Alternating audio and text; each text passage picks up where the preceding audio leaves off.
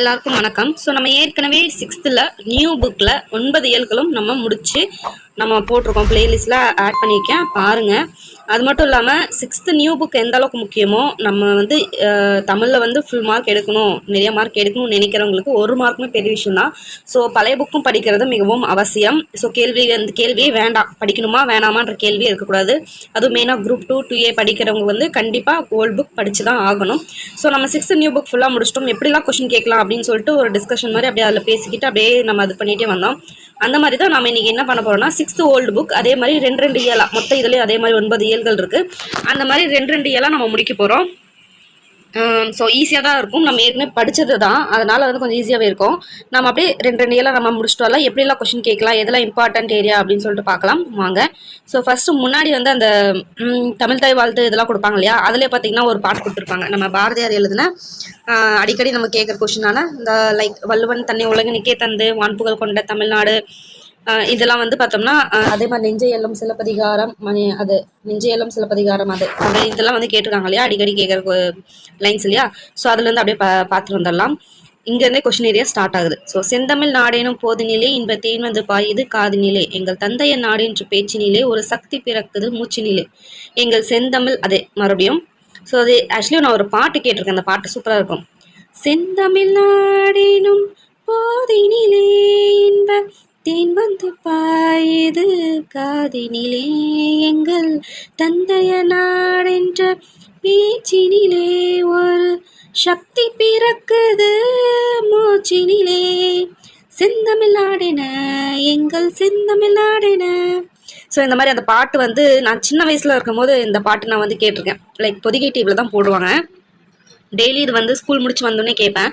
அந்தளவுக்கு இந்த பாட்டு வந்து ரொம்பவே பிடிக்கும். ஸோ நீங்கள் அந்த மாதிரி அந்த பாட்டாக படிச்சிங்கன்னா இது எல்லாமே உங்களுக்கு மறக்கவே மறக்காது. ஸோ பாருங்கள், நம்ம போகலாம் நெக்ஸ்ட்டு. அடுத்து கல்வி சிறந்த தமிழ்நாடு புகழ் கம்பன் பிறந்த தமிழ்நாடு, நல்ல பல்விதமாயின சாத்திரத்தின் மனம் பாரங்கம் வீசும் தமிழ்நாடு, வள்ளுவன். இதுதான் அந்த அடிக்கடி கொஷின் கேட்குற ஏரியா. வள்ளுவன் தன்னை உலகினுக்கே தந்து வான்புகழ் கொண்ட தமிழ்நாடு, நெஞ்சை எல்லும் சிலப்பதிகாரம் என்றோர் மணியாரம் படைத்த தமிழ்நாடு. ஸோ அது பாடினது யாரு? மகாகவி பாரதியார். ஓகே ஃபஸ்ட்டு என்னென்ன இருக்குது அப்படின்னு சொல்லிட்டு ஒரு பொருளடக்கத்தில் நம்ம பார்த்துக்கலாம். ஸோ இயல் 1ல் பார்த்தோம்னா வாழ்த்து, அதாவது வள்ளலார் அந்த இதில் அவர் எழுதின ஒரு வாழ்த்து. நெக்ஸ்ட் பார்த்தோம்னா திருக்குறள் அன்புடைமை. அதுக்கடுத்து பார்த்தோம்னா தமிழ் தாத்தா உவேசா. ஸோ முக்கியமான லெசன் பார்த்தீங்களா இல்லையா, உவேசா பற்றின இது வந்து சிலபஸ்லேயே இருக்குது. ஸோ அது வந்து இந்த லெசன்லேயே கவர் ஆகுது, கண்டிப்பாக இதை நம்ம பார்த்தே ஆகணும் அப்படின்னு சொல்லிட்டு தெரியுது நல்லாவே. அடுத்து பார்த்தோம்னா கடைசி வரை நம்பிக்கை. அடுத்து இயல் 2ல் பார்த்தோம்னா நாலடியார், கண்டிப்பாக நம்ம படித்தோம். அப்போ பாரத தேசம், பறவைகள் பலவிதம். நம்ம வந்து நியூ புக்கில் பார்த்தோம் 6th வலசை போதல், அந்த மாதிரி பறவைகள் பற்றி என்னென்னலாம் நிறைய படித்தாலும் அதே மாதிரி வரும். அதே மாதிரி பாம்புகள் பற்றி வரும். லைக் வந்து இருக்கிறதுலே வந்து பெரிய நாகம், அதாவது முட்டை போட்டு அந்த மாதிரிலாம் வந்து கொஷின்ஸ் நிறைய கேட்டிருக்காங்க. அதுக்கு முன்னாடி குரூப் 4ல் முட்டை போட்டு குஞ்சு பொரிக்கும் பாம்பு எது, ராஜநாகம், அந்த மாதிரிலாம் வந்து கொஷின்ஸ் கேட்டிருக்காங்க. ஸோ அந்த மாதிரி இம்பார்ட்டன்ட் ஏரியா அது. 4 மணி கடிகை அஃப்கோர்ஸ் 15 கீழ்கணக்கில் வந்துடும். நெக்ஸ்ட் பார்த்தோம்னா வீரச்சிறுவன் வந்து விவேகானந்தர் பற்றி வரும். ஸோ அப்படின்னும் போது அதுவும் முக்கியம். நெக்ஸ்ட் இசை அமது, பழமொழி 400 15 கீழ்கணக்கில் வந்துருச்சு. அதே மாதிரி இந்த கடிதங்கள், அந்த இலக்கியம் அதை பற்றின வந்து ஒரு சிலபஸில் இருக்கு இல்லையா, அதில் இந்த மகள் இந்திராவுக்கு நேர் எழுதி கடிதம் ரொம்பவே முக்கியம். அதே மாதிரி சித்தர் பாடல் சித்தர்களில் வந்தாச்சு. தாகம், இளமையில் பெரியார் கேட்ட கேள்வி பெரியார் இதில் வந்துருச்சு. அதே மாதிரி புறநானூறு. நெக்ஸ்ட் பார்த்தோம்னா திண்ணை எழுதி தெருவாக்கு, அந்த இது வரும் இல்லையா, அந்த இது. அதுக்கப்புறம் தேசியம் காத்த செம்மல். தேசியம் காத்த செம்மல்ன்றது ரொம்ப முக்கியமான ஒரு ஏரியா. அதுக்கடுத்து திருக்குறள் இனிவை குறள்.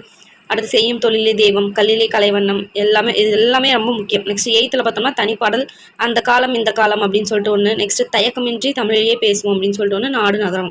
9th பார்த்தோம்னா குற்றால குறவஞ்சி, மரமும் பழைய குடையும், எது பண்பாடு, வணக்கம் ஐயா, மொழி விளையாட்டுகள். ஸோ இந்த மாதிரி 9 இயல்கள் தான் இருக்குது. 9 இயல்கள் வந்து இருக்குது. ஸோ நம்ம வந்து 2 இல்லைனா 3 கூட பார்க்கலாம். ஸோ நம்ம 3 கூட பார்த்துடலாம், ஈஸியாக இருக்கும். நம்ம பார்த்துடலாம், ஸ்டார்ட் பண்ணிடலாம், கொஞ்சம் கூட டைம் வேஸ்ட் பண்ணாமல் நெக்ஸ்ட்டு போயிடலாம். ஜஸ்ட் இது என்னன்னு தெரிஞ்சுக்கிட்டிங்கன்னா உங்களுக்கு ஒரு ஓவர்வியூ மாதிரி தெரியும். ஓகே இவ்வளோ இருக்குது அப்படின்னு சொல்லிட்டு, அதுக்காக தான் நான் சொன்னேன். வாங்க நம்ம ஃபஸ்ட் இயல்குள்ளார ஃபஸ்ட்டு போயிடலாம். ஃபஸ்ட் இயல் பார்த்தோம்னா வாழ்த்து, திருவருட்பா. ஸோ திருவருட்பா பார்த்தோம்னா கண்ணில் கலந்தான் கருத்தில் கலந்தான் எண்ணில் கலந்தே இருக்கின்றான் பண்ணில் கலந்தான் என் பாட்டில் கலந்தான் உயிரில் கலந்தான் கருணை கலந்து அப்படின்னு சொல்லிட்டு ராமலிங்க அடிகளார் வந்து ஒரு வாழ்த்துப்பால திருவருட்பால எழுதியிருக்காரு. ஸோ அதுக்கு என்னன்னு பார்த்தோம்னா, கருணைறைந்த இறைவன் என் கண்ணில் இருக்கிறான், என் சிந்தையில் கலந்து இருக்கிறான், என் எண்ணத்தில் கலந்து இருக்கிறான், என் பாட்டில் கலந்து இருக்கிறான், பாட்டின் இசையில் கலந்து இருக்கிறான், அவன் என் உயிரில் கலந்து இருக்கிறான். ஸோ மீனிங் நம்ம தெரிஞ்சுன்னா ஈஸியாக நம்ம அந்த பாடல் வந்து ஞாபகம் வச்சுக்கலாம். அதுக்காக தான். ஸோ நீங்கள் பார்த்தீங்கன்னா தெரியும், பாட்டு வந்து ரொம்ப எக்ஸ்பிளைன் பண்ணுற அளவுக்குலாம் கிடையாது. அப்படியே டைரெக்டாக நம்மளுக்கு மீனிங் வந்து தெரிஞ்சிடும். ஸோ நம்ம நெக்ஸ்ட்டு போகலாம். இது ஒரு டைம் அப்படியே வாசித்து வச்சுக்கோங்க. நெக்ஸ்ட் ஆசிரியர் குறிப்பு ராமலிங்க அடிகளார் பற்றி என்னன்னு பார்த்துக்கலாம். ராமலிங்க அடிகளார் பார்த்தோம்னா திருவருட்பிரகாச வள்ளலார் எனும் சிறப்பு பெயர் பெற்றவர். So first question area, Ramalinga அடிகளாரோட சிறப்பு பெயர் என்ன அப்படின்னு பார்த்தோம்னா திருவருட்பிரகாச வள்ளலார் அப்படின்றது தான் அவரோட சிறப்பு பெயர் ஃபர்ஸ்ட். அதுக்கடுத்து நெக்ஸ்ட் பாயிண்ட், இவர் கடலூர் மாவட்டம் மருதூரில் பிறந்தவர். இதுவுமே ப்ரீவியஸ் கொஸ்டின் கேட்டிருக்காங்க. ஸோ கடலூர் மாவட்டம் மருதூரில் பிறந்தவர் தான் இந்த ராமலிங்க அடிகளார். அவரோட சிறப்பு பெயர் தான் திருவருட்பிரகாச வள்ளலார். நெக்ஸ்ட், இவரோட பெற்றோர் ராமையா சின்னம்மையா பெற்றோர் ராமையா சின்னம்மையா. ஓகே, இவர் என்னென்ன நூல் எழுதியிருக்காரு? ஜீவகாருண்ய ஒழுக்கம், மனுமுறை கண்ட வாசகம் ஆகிய நூல்கள் இவர் எழுதியவை. என்ன எழுதியிருக்காரு? 1 ஜீவகாருண்ய ஒழுக்கம், மனுமுறை கண்ட வாசகம், இது 2 எழுதியிருக்காரு. இவர் பாடல்கள் அனைத்தும் திருவருட்பா என தொகுக்கப்பட்டுள்ளது. என்ன தொகுக்கப்பட்டுள்ளது? திருவருட்பா என தொகுக்கப்பட்டுள்ளது. இவர் வந்து எந்த நெறியை வழங்கியவர்னு பார்த்தோம்னா சமரச சன்மார்க்க நெறியை வழங்கியவர் இவர் தான். இவரோட நெறி பார்த்தோம்னா சமரச சன்மார்க்கம் அப்படின்றது தான் அவரோட நெறி. அவர் வழங்கிய நெறி அதுதான். அனைத்து மதங்களிலும் நல்லிணக்கத்துக்காக சன்மார்க்க சங்கத்தையும் பசித்துயர் போக்கி மக்களுக்கு உணவளிக்க அறச்சாலையும் அமைத்தவர். அறிவு நெறி விளங்க ஞான சபையும் நிறுவியவர். வாடிய பயிரை கண்டபோதெல்லாம் வாடிய கருணை மனம் இவருடையது. வடலூர் அறச்சாலையில் பசியால் வாழும் மக்களுக்கு சோறிட இவர் அன்று மூட்டிய அடுப்பு இன்று வரை அணையாமல் தொடர்ந்து பசிப்பினி தீர்த்து வருகிறது. இவர் வாழ்ந்த காலம் பார்த்தோம்னா 5/10/1823 30/1/1874. இவரது திருவருட்பால் ஒரு பாடல் வாழ்ந்த செயலாக தரப்பட்டுள்ளது. சரி, ஓகே. ஸோ இதில் என்ன கொஸ்டின் ஏரியா, அவர் வந்து எல்லா மதத்தோட நல்லிணக்கத்திற்காகவும் சன்மார்க்க சங்கத்தை வந்து பண்ணார். ஸோ ஒரு மதம் மட்டும்லாம் அவர் பண்ணல, எல்லா மதமே அதோட எல்லா மதத்தோட நல்லிணக்கத்துக்காக வந்து அந்த சன்மார்க்க சங்கத்தை தோற்று வச்சார். இதோட இன்னொரு முக்கியமான விஷயம் என்னன்னா, பசி துயர் போக்கி மக்களுக்கு உணவளிக்க அறச்சாலைகள் அமைச்சார். எங்கே நம்ம படிச்சிருக்கோம்? வடலூரில் வந்து அமைச்சார் நம்ம படிச்சிருக்கோம். அதே மாதிரி ஞான சபை, அறிவு நெறி விளங்க ஞான சபையும் இவர் நிறுவியிருக்காரு. நெக்ஸ்ட், ரொம்ப ஃபேமஸான ஒரு கோட்டு, வாடிய பயிரை கண்டபோதெல்லாம் வாடினேன் அப்படின்னு சொன்னது யாரு? வள்ளலார். ஓகே, அதே மாதிரி பார்த்தோம்னா இவரோட காலம் தெரிஞ்சுக்கிறது முக்கியம். திடீர்னு வந்து எப்போ இறந்தாரு எப்போ பிறந்தாருன்னு சொல்லிட்டு டேட்டோட கேட்க வாய்ப்பு இருக்குது. ஸோ பார்த்தோம்னா 5/10 5/10 அப்படின்னு வச்சுக்கலாம். 5/10/1823 2 3 பக்கம் வருதா? 2/1823 2க்கு அப்புறம் 3 அப்படின்னு வச்சுக்கலாம். அடுத்தது இறந்தது பார்த்தோம்னா 30/1/1874 30/1. ஸோ இப்படியாக ஞாபகம் வச்சுக்கலாம். ஸோ அவரோட காலம் பார்த்தோம்னா 5/10/1823 முதல் 30/1/1874. ஓகேங்களா? நெக்ஸ்ட் அப்படியே நம்ம சொல்லும் போதே அப்படியே மனப்பாடம் பண்ணிக்கோங்க, என் கூட சேர்ந்து அப்படியே சொல்லுங்க. திருக்குறள் பார்க்கலாம். நெக்ஸ்ட், அன்புடைமை. அன்பிற்கு உண்டோ அடைக்கும் தாழ் ஆர்வலர் ஆர்வலர் புன்கணீர் பூசல் தரும். அன்பை அடைத்து வைக்க தாழ்பால் இல்லை. அன்புக்குரியவர் துன்பத்தை பார்த்ததுமே நம்ம அன்பு கண்ணீராக வெளிப்பட்டு நிற்கும். உண்மைதானே? நம்மளுக்கு ரொம்ப பிடிச்சவங்க வந்து அழுந்தாங்கன்னா அவங்கள பார்த்தோன்னே நம்மளுக்கு தன்னால் கண்ணீர் வந்துடும் இல்லை கண்ணிலேருந்து. ஸோ அந்த அன்புக்கு வந்து அடைக்கும் தாள் போட்டு யாராலே அடைக்க முடியாதுன்னு சொல்கிறார் வேற நூலை. ஸோ ஓகே, பொருள் பார்க்கலாம். ஆர்வலர் அன்புடையார். புன்கண்ணீர் அப்படின்னா துன்பம் கண்டு பெருகும் கண்ணீர் தான் புன்கண்ணீர். பூசல் தரும், வெளிப்பட்டு நிற்கும். நெக்ஸ்ட், அன்பிலார் எல்லாம் தமக்குரியர் அன்புடையார் என்பும் உரியர் பிறர்க்கு.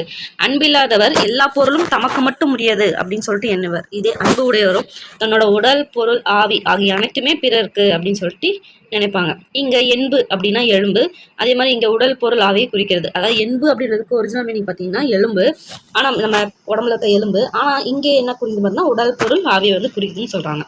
ஓகே, அன்போடு இயைந்த வழக்கு என்ப ஆருயிர்க்கு என்போடு இயைந்த தொடர்பு. உடம்போடு உயிர் இணைந்திருப்பதை போல வாழ்க்கை நெறியோடு அன்பு இணைந்து இருக்கிறது அப்படின்றாங்க.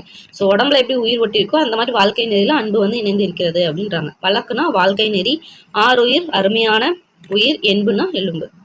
அன்பு ஈனும் ஆர்வமுடைமை அது ஈனும் நண்பு எனும் நாடா சிறப்பு. அதாவது அன்பு விருப்பத்தை தரும், விருப்பம் அனைவரிடமும் நட்பு கொள்ளும், பெருஞ்சிறப்பை தரும் அப்படின்னு சொல்லிட்டு சொல்றாங்க. ஸோ ஈனும்னா தரும், ஆர்வம் விருப்பம், வெறுப்பை நீக்கி விருப்பத்தை உண்டாக்கும் என்பது பொருள். நெக்ஸ்ட் பார்த்தோம்னா நண்பு அப்படின்னா நட்பு. அடுத்து 5 அன்புற்று அமர்ந்த வழக்கு என்ப வையகத்தை இன்புற்றார் ஏதும் சிறப்பு. அன்போடு பொருந்திய வாழ்க்கை நெறியை கடைபிடித்தவர் உலகத்தில் மகிழ்ச்சி உடையவர் ஆவர். அன்போடு பொருந்திய வாழ்க்கை நெறியை கடைபிடித்தவர் உலகத்தில் மகிழ்ச்சி உடையவர் ஆவர். ஓகே, வையகம்னா உலகம், என்பனா என்பார்கள். அறத்திற்கே அன்பு சார்பு என்ப அறியார், மரத்திற்கும் அஃதே துணை.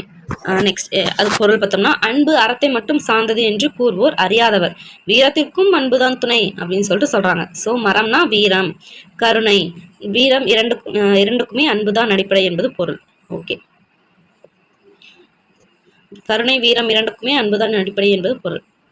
என்பில்லதனை வெயில் போல காயுமே அன்பில்லதனை அறம். எலும்பில்லாத உயிர்கள் வெயில் வருந்து அழிப்பது போல அன்பில்லாத உயிர்களை அறம் வருத்தி அழிக்கும். அதாவது இப்போ புழு பூச்சிலாம் இருக்கு இல்லையா, அது வந்து சப்போஸ் வந்து ஊருக்கு வந்துட்டே இருக்குன்னா டக்குன்னு வெயில் வந்துச்சுன்னா டக்குன்னு அதனால நம்ம நடந்து எஸ்கேப் ஆக முடியாது, கால் இருக்கிற மாதிரி. அதுமாரி ஏதோ ஊர்ந்து போய் அந்த வெயிலில் கஷ்டப்பட்டு கடைசியாக வந்து சிலர் வந்து செத்தே போயிடும் இல்லையா, அந்த மாதிரி தான். எப்படி எலும்பில்லாத உயிர் வந்து வெயிலில் செத்து போதோ அந்த மாதிரி அன்பில்லாத உயிர் பார்த்தோன்னா அறம் வருத்தி அவங்களை கஷ்டப்படுத்தி கொள்ளும் அப்படின்றாங்க. ஸோ அன்புன்றது முக்கியன்றாங்க. என்பில்லதுன்னா என்பில்லாதது அப்படின்னா புழு, அன்பில்லதுன்னா அன்பில்லாத உயிர்கள். அன்பகத்து இல்லா உயிர் வாழ்க்கை வன்பார்க்கன் வற்றல் மரம் தளித்தற்று. அதாவது பாலை நிலத்தில் உள்ள வாடிப்போன மரம் தளிக்காது, அது போல நெஞ்சில் அன்பில்லாத மனித வாழ்க்கை தளிர்க்காது அப்படின்றாங்க. ஸோ அன்பகத்தை எப்படி பிரிக்கிறாங்க, அன்பு கூட்டல் அகத்து கூட்டல் இல்லா அப்படின்னா அன்பு உள்ளத்தில் இல்லாது அப்படின்னு அர்த்தம். வன்பார்க்கன்னா வன்பால் கூட்டல் கண், பாலை நிலத்தில் அப்படின்றாங்க.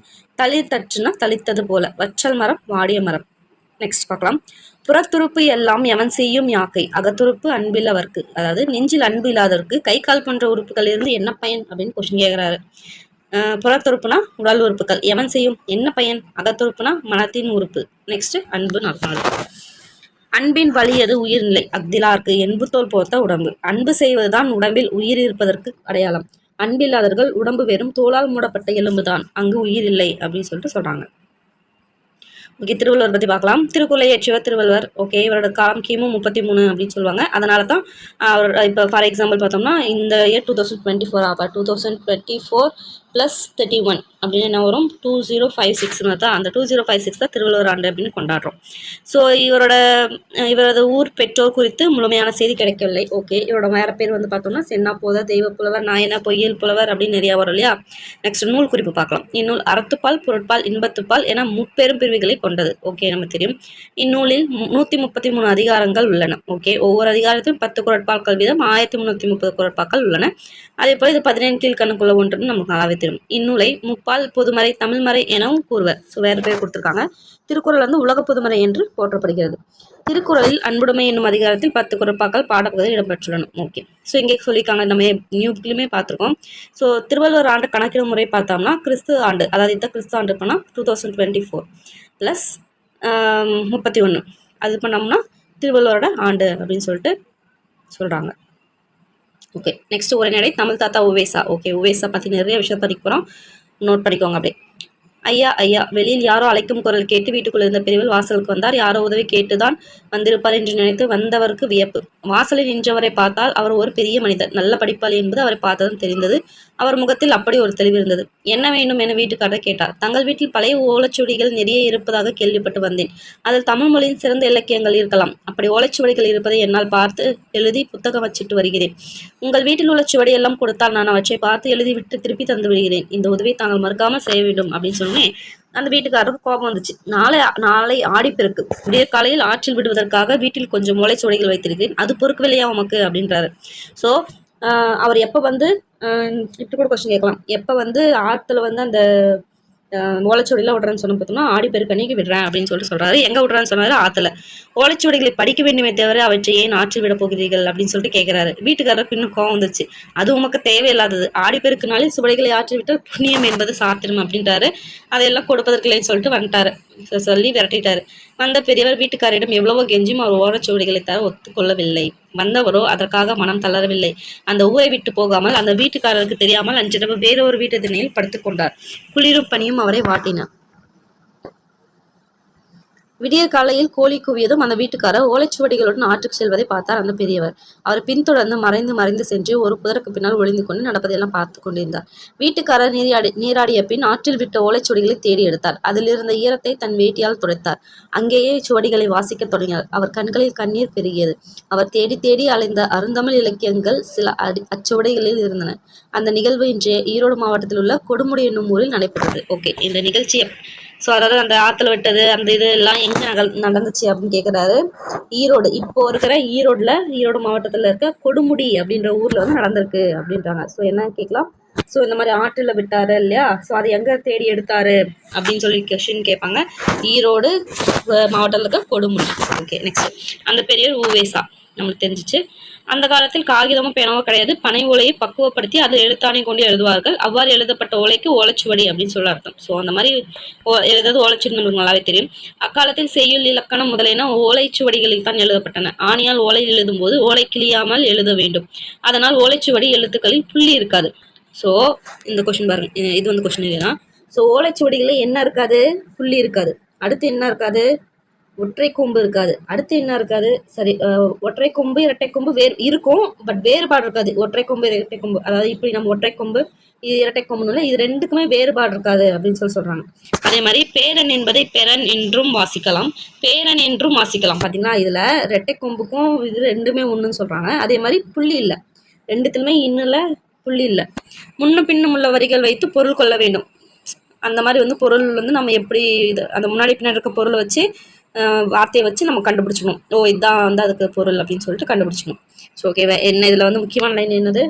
அந்த கால ஓலைச்சுவடியில் என்ன இருக்காது? புள்ளி இருக்காது. எதுக்கு வேறுபாடு இருக்காது? ஒற்றை கொம்பு இரட்டை கொம்பு இதுக்கு வேறுபாடு இருக்காது. ஓகே. பிழையொன்றும் இல்லாமல் எழுத வேண்டும் என்பதற்காக அவர் வெவ்வேறு சுவடிகளை வைத்து பலமுறை சரி பார்த்து பின்னரே அவர் அச்சுக்கு அனுப்பினார். அப்படி எழுதப்பட்ட சுவடிகளை வாசித்து நமக்காக தாளில் எழுதி அச்சிட்டு புத்தகமாக வழங்கினார் உவேசா. நாம் அவ்விலக்கியங்களை படிப்பதற்காக அவர் ஓய்வின்றி உழைத்தார். அதனால் அவரை தமிழ் தாத்தா உவேசா என்று அன்போடு உரிமையோடும் நாம் அழைக்கின்றோம். தமிழ் தாத்தானா யாரு? உவேசா. குறிஞ்சிப்பாட்டம் எனும் சுவடியை அச்சில் பதிப்பதற்காக எழுதி கொண்டிருந்தார். அச்சுவடியில் 99 வகையான பூக்களின் பெயர்கள் இருந்தன.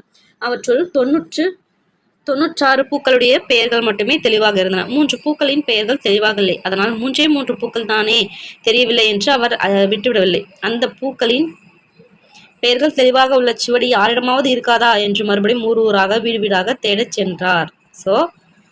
இதுல பார்க்கலாம், இந்த பேராகிராஃப்ல பார்க்கலாம் முக்கியமான இது எது அப்படின்னு சொல்லி பார்த்தோம்னா குறிஞ்சிப்பாட்டு. நம்மளுக்கு நல்லாவே தெரியும் குறிஞ்சிப்பாட்டு அப்படின்னு சொல்லிட்டு.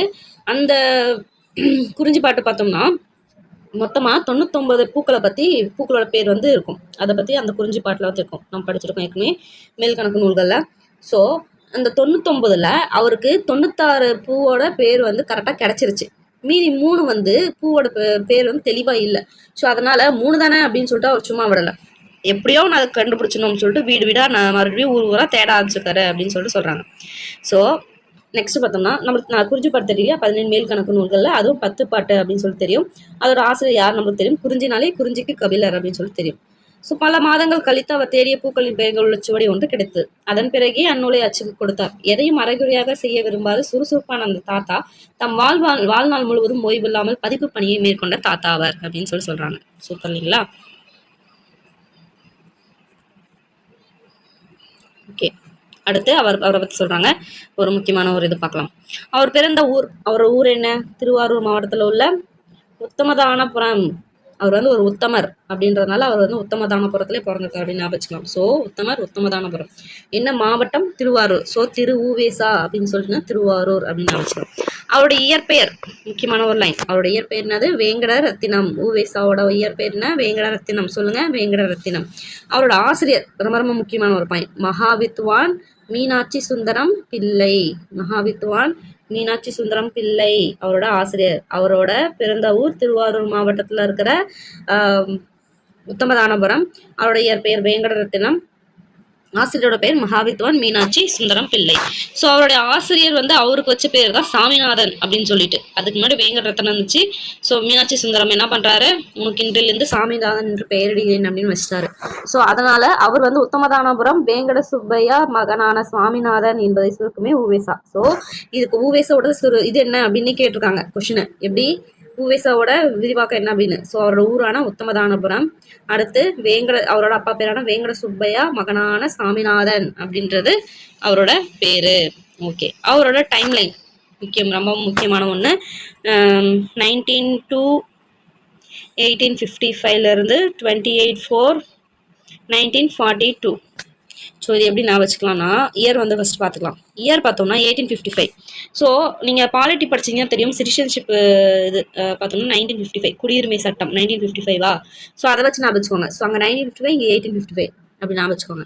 அதுக்கடுத்து பாருங்கள் இந்த 1942 வெள்ளையனே வெளியேறு இயக்கம், குயிட் இந்தியா மூமெண்ட் இல்லையா. ஸோ அதை வச்சு நான் வச்சுக்கலாம் 1942. ஸோ சிட்டிசன்ஷிப்பு இந்த பக்கம் கீழே வெள்ளையனே வெளியேறு இயக்கம். ஸோ அதை வச்சு அந்த இயர் வந்து 2 ஞாபகம் வச்சுக்கலாம். ஸோ டேட் பார்க்கலாம். டேட் பார்த்தோம்னா 19/28/2/4. ஸோ 2 2 2 சார் 4 அது அப்படின்னு வச்சுக்கலாம். 19/28 அப்படின்னா அப்படின்னு வந்து ஞாபகம் வச்சுக்கலாம். வேறு எப்படி ஞாபகம் வச்சுக்கலாம், அதை அப்படியே படிச்சுக்கோங்க. 1928 உங்களுக்கு ஞாபகம் வர மாதிரி வச்சுக்கோங்க. அது மட்டும் ஞாபகம் வச்சுக்கோங்க. ஓகே, ஸோ அவரோட காலம் என்னன்னு பார்த்தோம்னா 19/2/1855 இறந்தது எப்போ அப்படின்னு பார்த்தோம்னா 28/4/1942 அப்போ இறந்து போகிறாரு. ஸோ இதில் எப்படிலாம் கொஸ்டின் கேட்குறாங்கன்னா அவரோட நூல், இப்போ ஏதாவது ஒரு நூல் இருக்குன்னு அவர் எழுதுகிற நூல் வந்து ஃபார் எக்ஸாம்பிள் இங்கே வரலாறு பற்றி எழுதியிருக்காரா. என் சரிதம் என்ற சுயசரிதையை எழுதியவர் மறைந்த ஆண்டு என்ன அப்படின்னு வந்து கொஸ்டின் கேட்டு விட்ருவாங்க. அப்போ என்ன பண்ணுவோம், நம்மளுக்கு காலம் தெரிஞ்சால் தான் நம்மளால் எழுத முடியும். அது மட்டும் இல்லாமல் என் சரிதம்ன்றது யார் எழுதுனாங்கன்னு தெரிஞ்சால் தான் அது ஃபஸ்ட் தெரியும். ஸோ பார்த்தீங்கன்னா எப்படிலாம் வந்து நமக்கு வந்து இது இருக்குது, எப்படிலாம் கொஸ்டின் கேட்குறாங்க அப்படின்றத தெரிஞ்சுக்கணும். சரி, ஓகே. நெக்ஸ்ட் பாருங்கள், இந்த லைனில் பாருங்கள், உவேசாவோட நினைவு இல்லம் எங்கே இருக்குது அப்படின்னு கேட்டோம்னா அவரோட ஊரான உத்தமதானபுரத்துலேயே இருக்குது. ஓகேங்களா. ஸோ அது வந்து பார்த்துக்கோங்க. உவேசாவோட நினைவு இல்லம் எங்கே இருக்குது, உத்தமதானபுரத்துலேயே இருக்குது. சரி, ஓகே. தன் வாழ்க்கை வரலாற்றை ஆனந்த விகடன் இதழில் தொடராக எழுதினார். அது வந்து என் சரிதம் அப்படின்ற பேரில் நூலாக வெளிவந்துச்சிருந்தாங்க. ஸோ முக்கியமான பாயிண்ட், அடிக்கடி ப்ரீவியஸில் கொஸ்டின் கேட்ட ஒரு லைன் தான் இந்த லைன். அதாவது தன்னோட வாழ்க்கை வரலாறு எந்த இதழில் பதிப்பிட்டாரு, தொடராக எழுதினாரு, ஆனந்த விகடன். என்ன பேரில் எழுதினாரு, என் சரிதம். ஓகே. அவர் தொடங்கிய தமிழ் பணி இன்றும் முழுமை அடையவில்லை.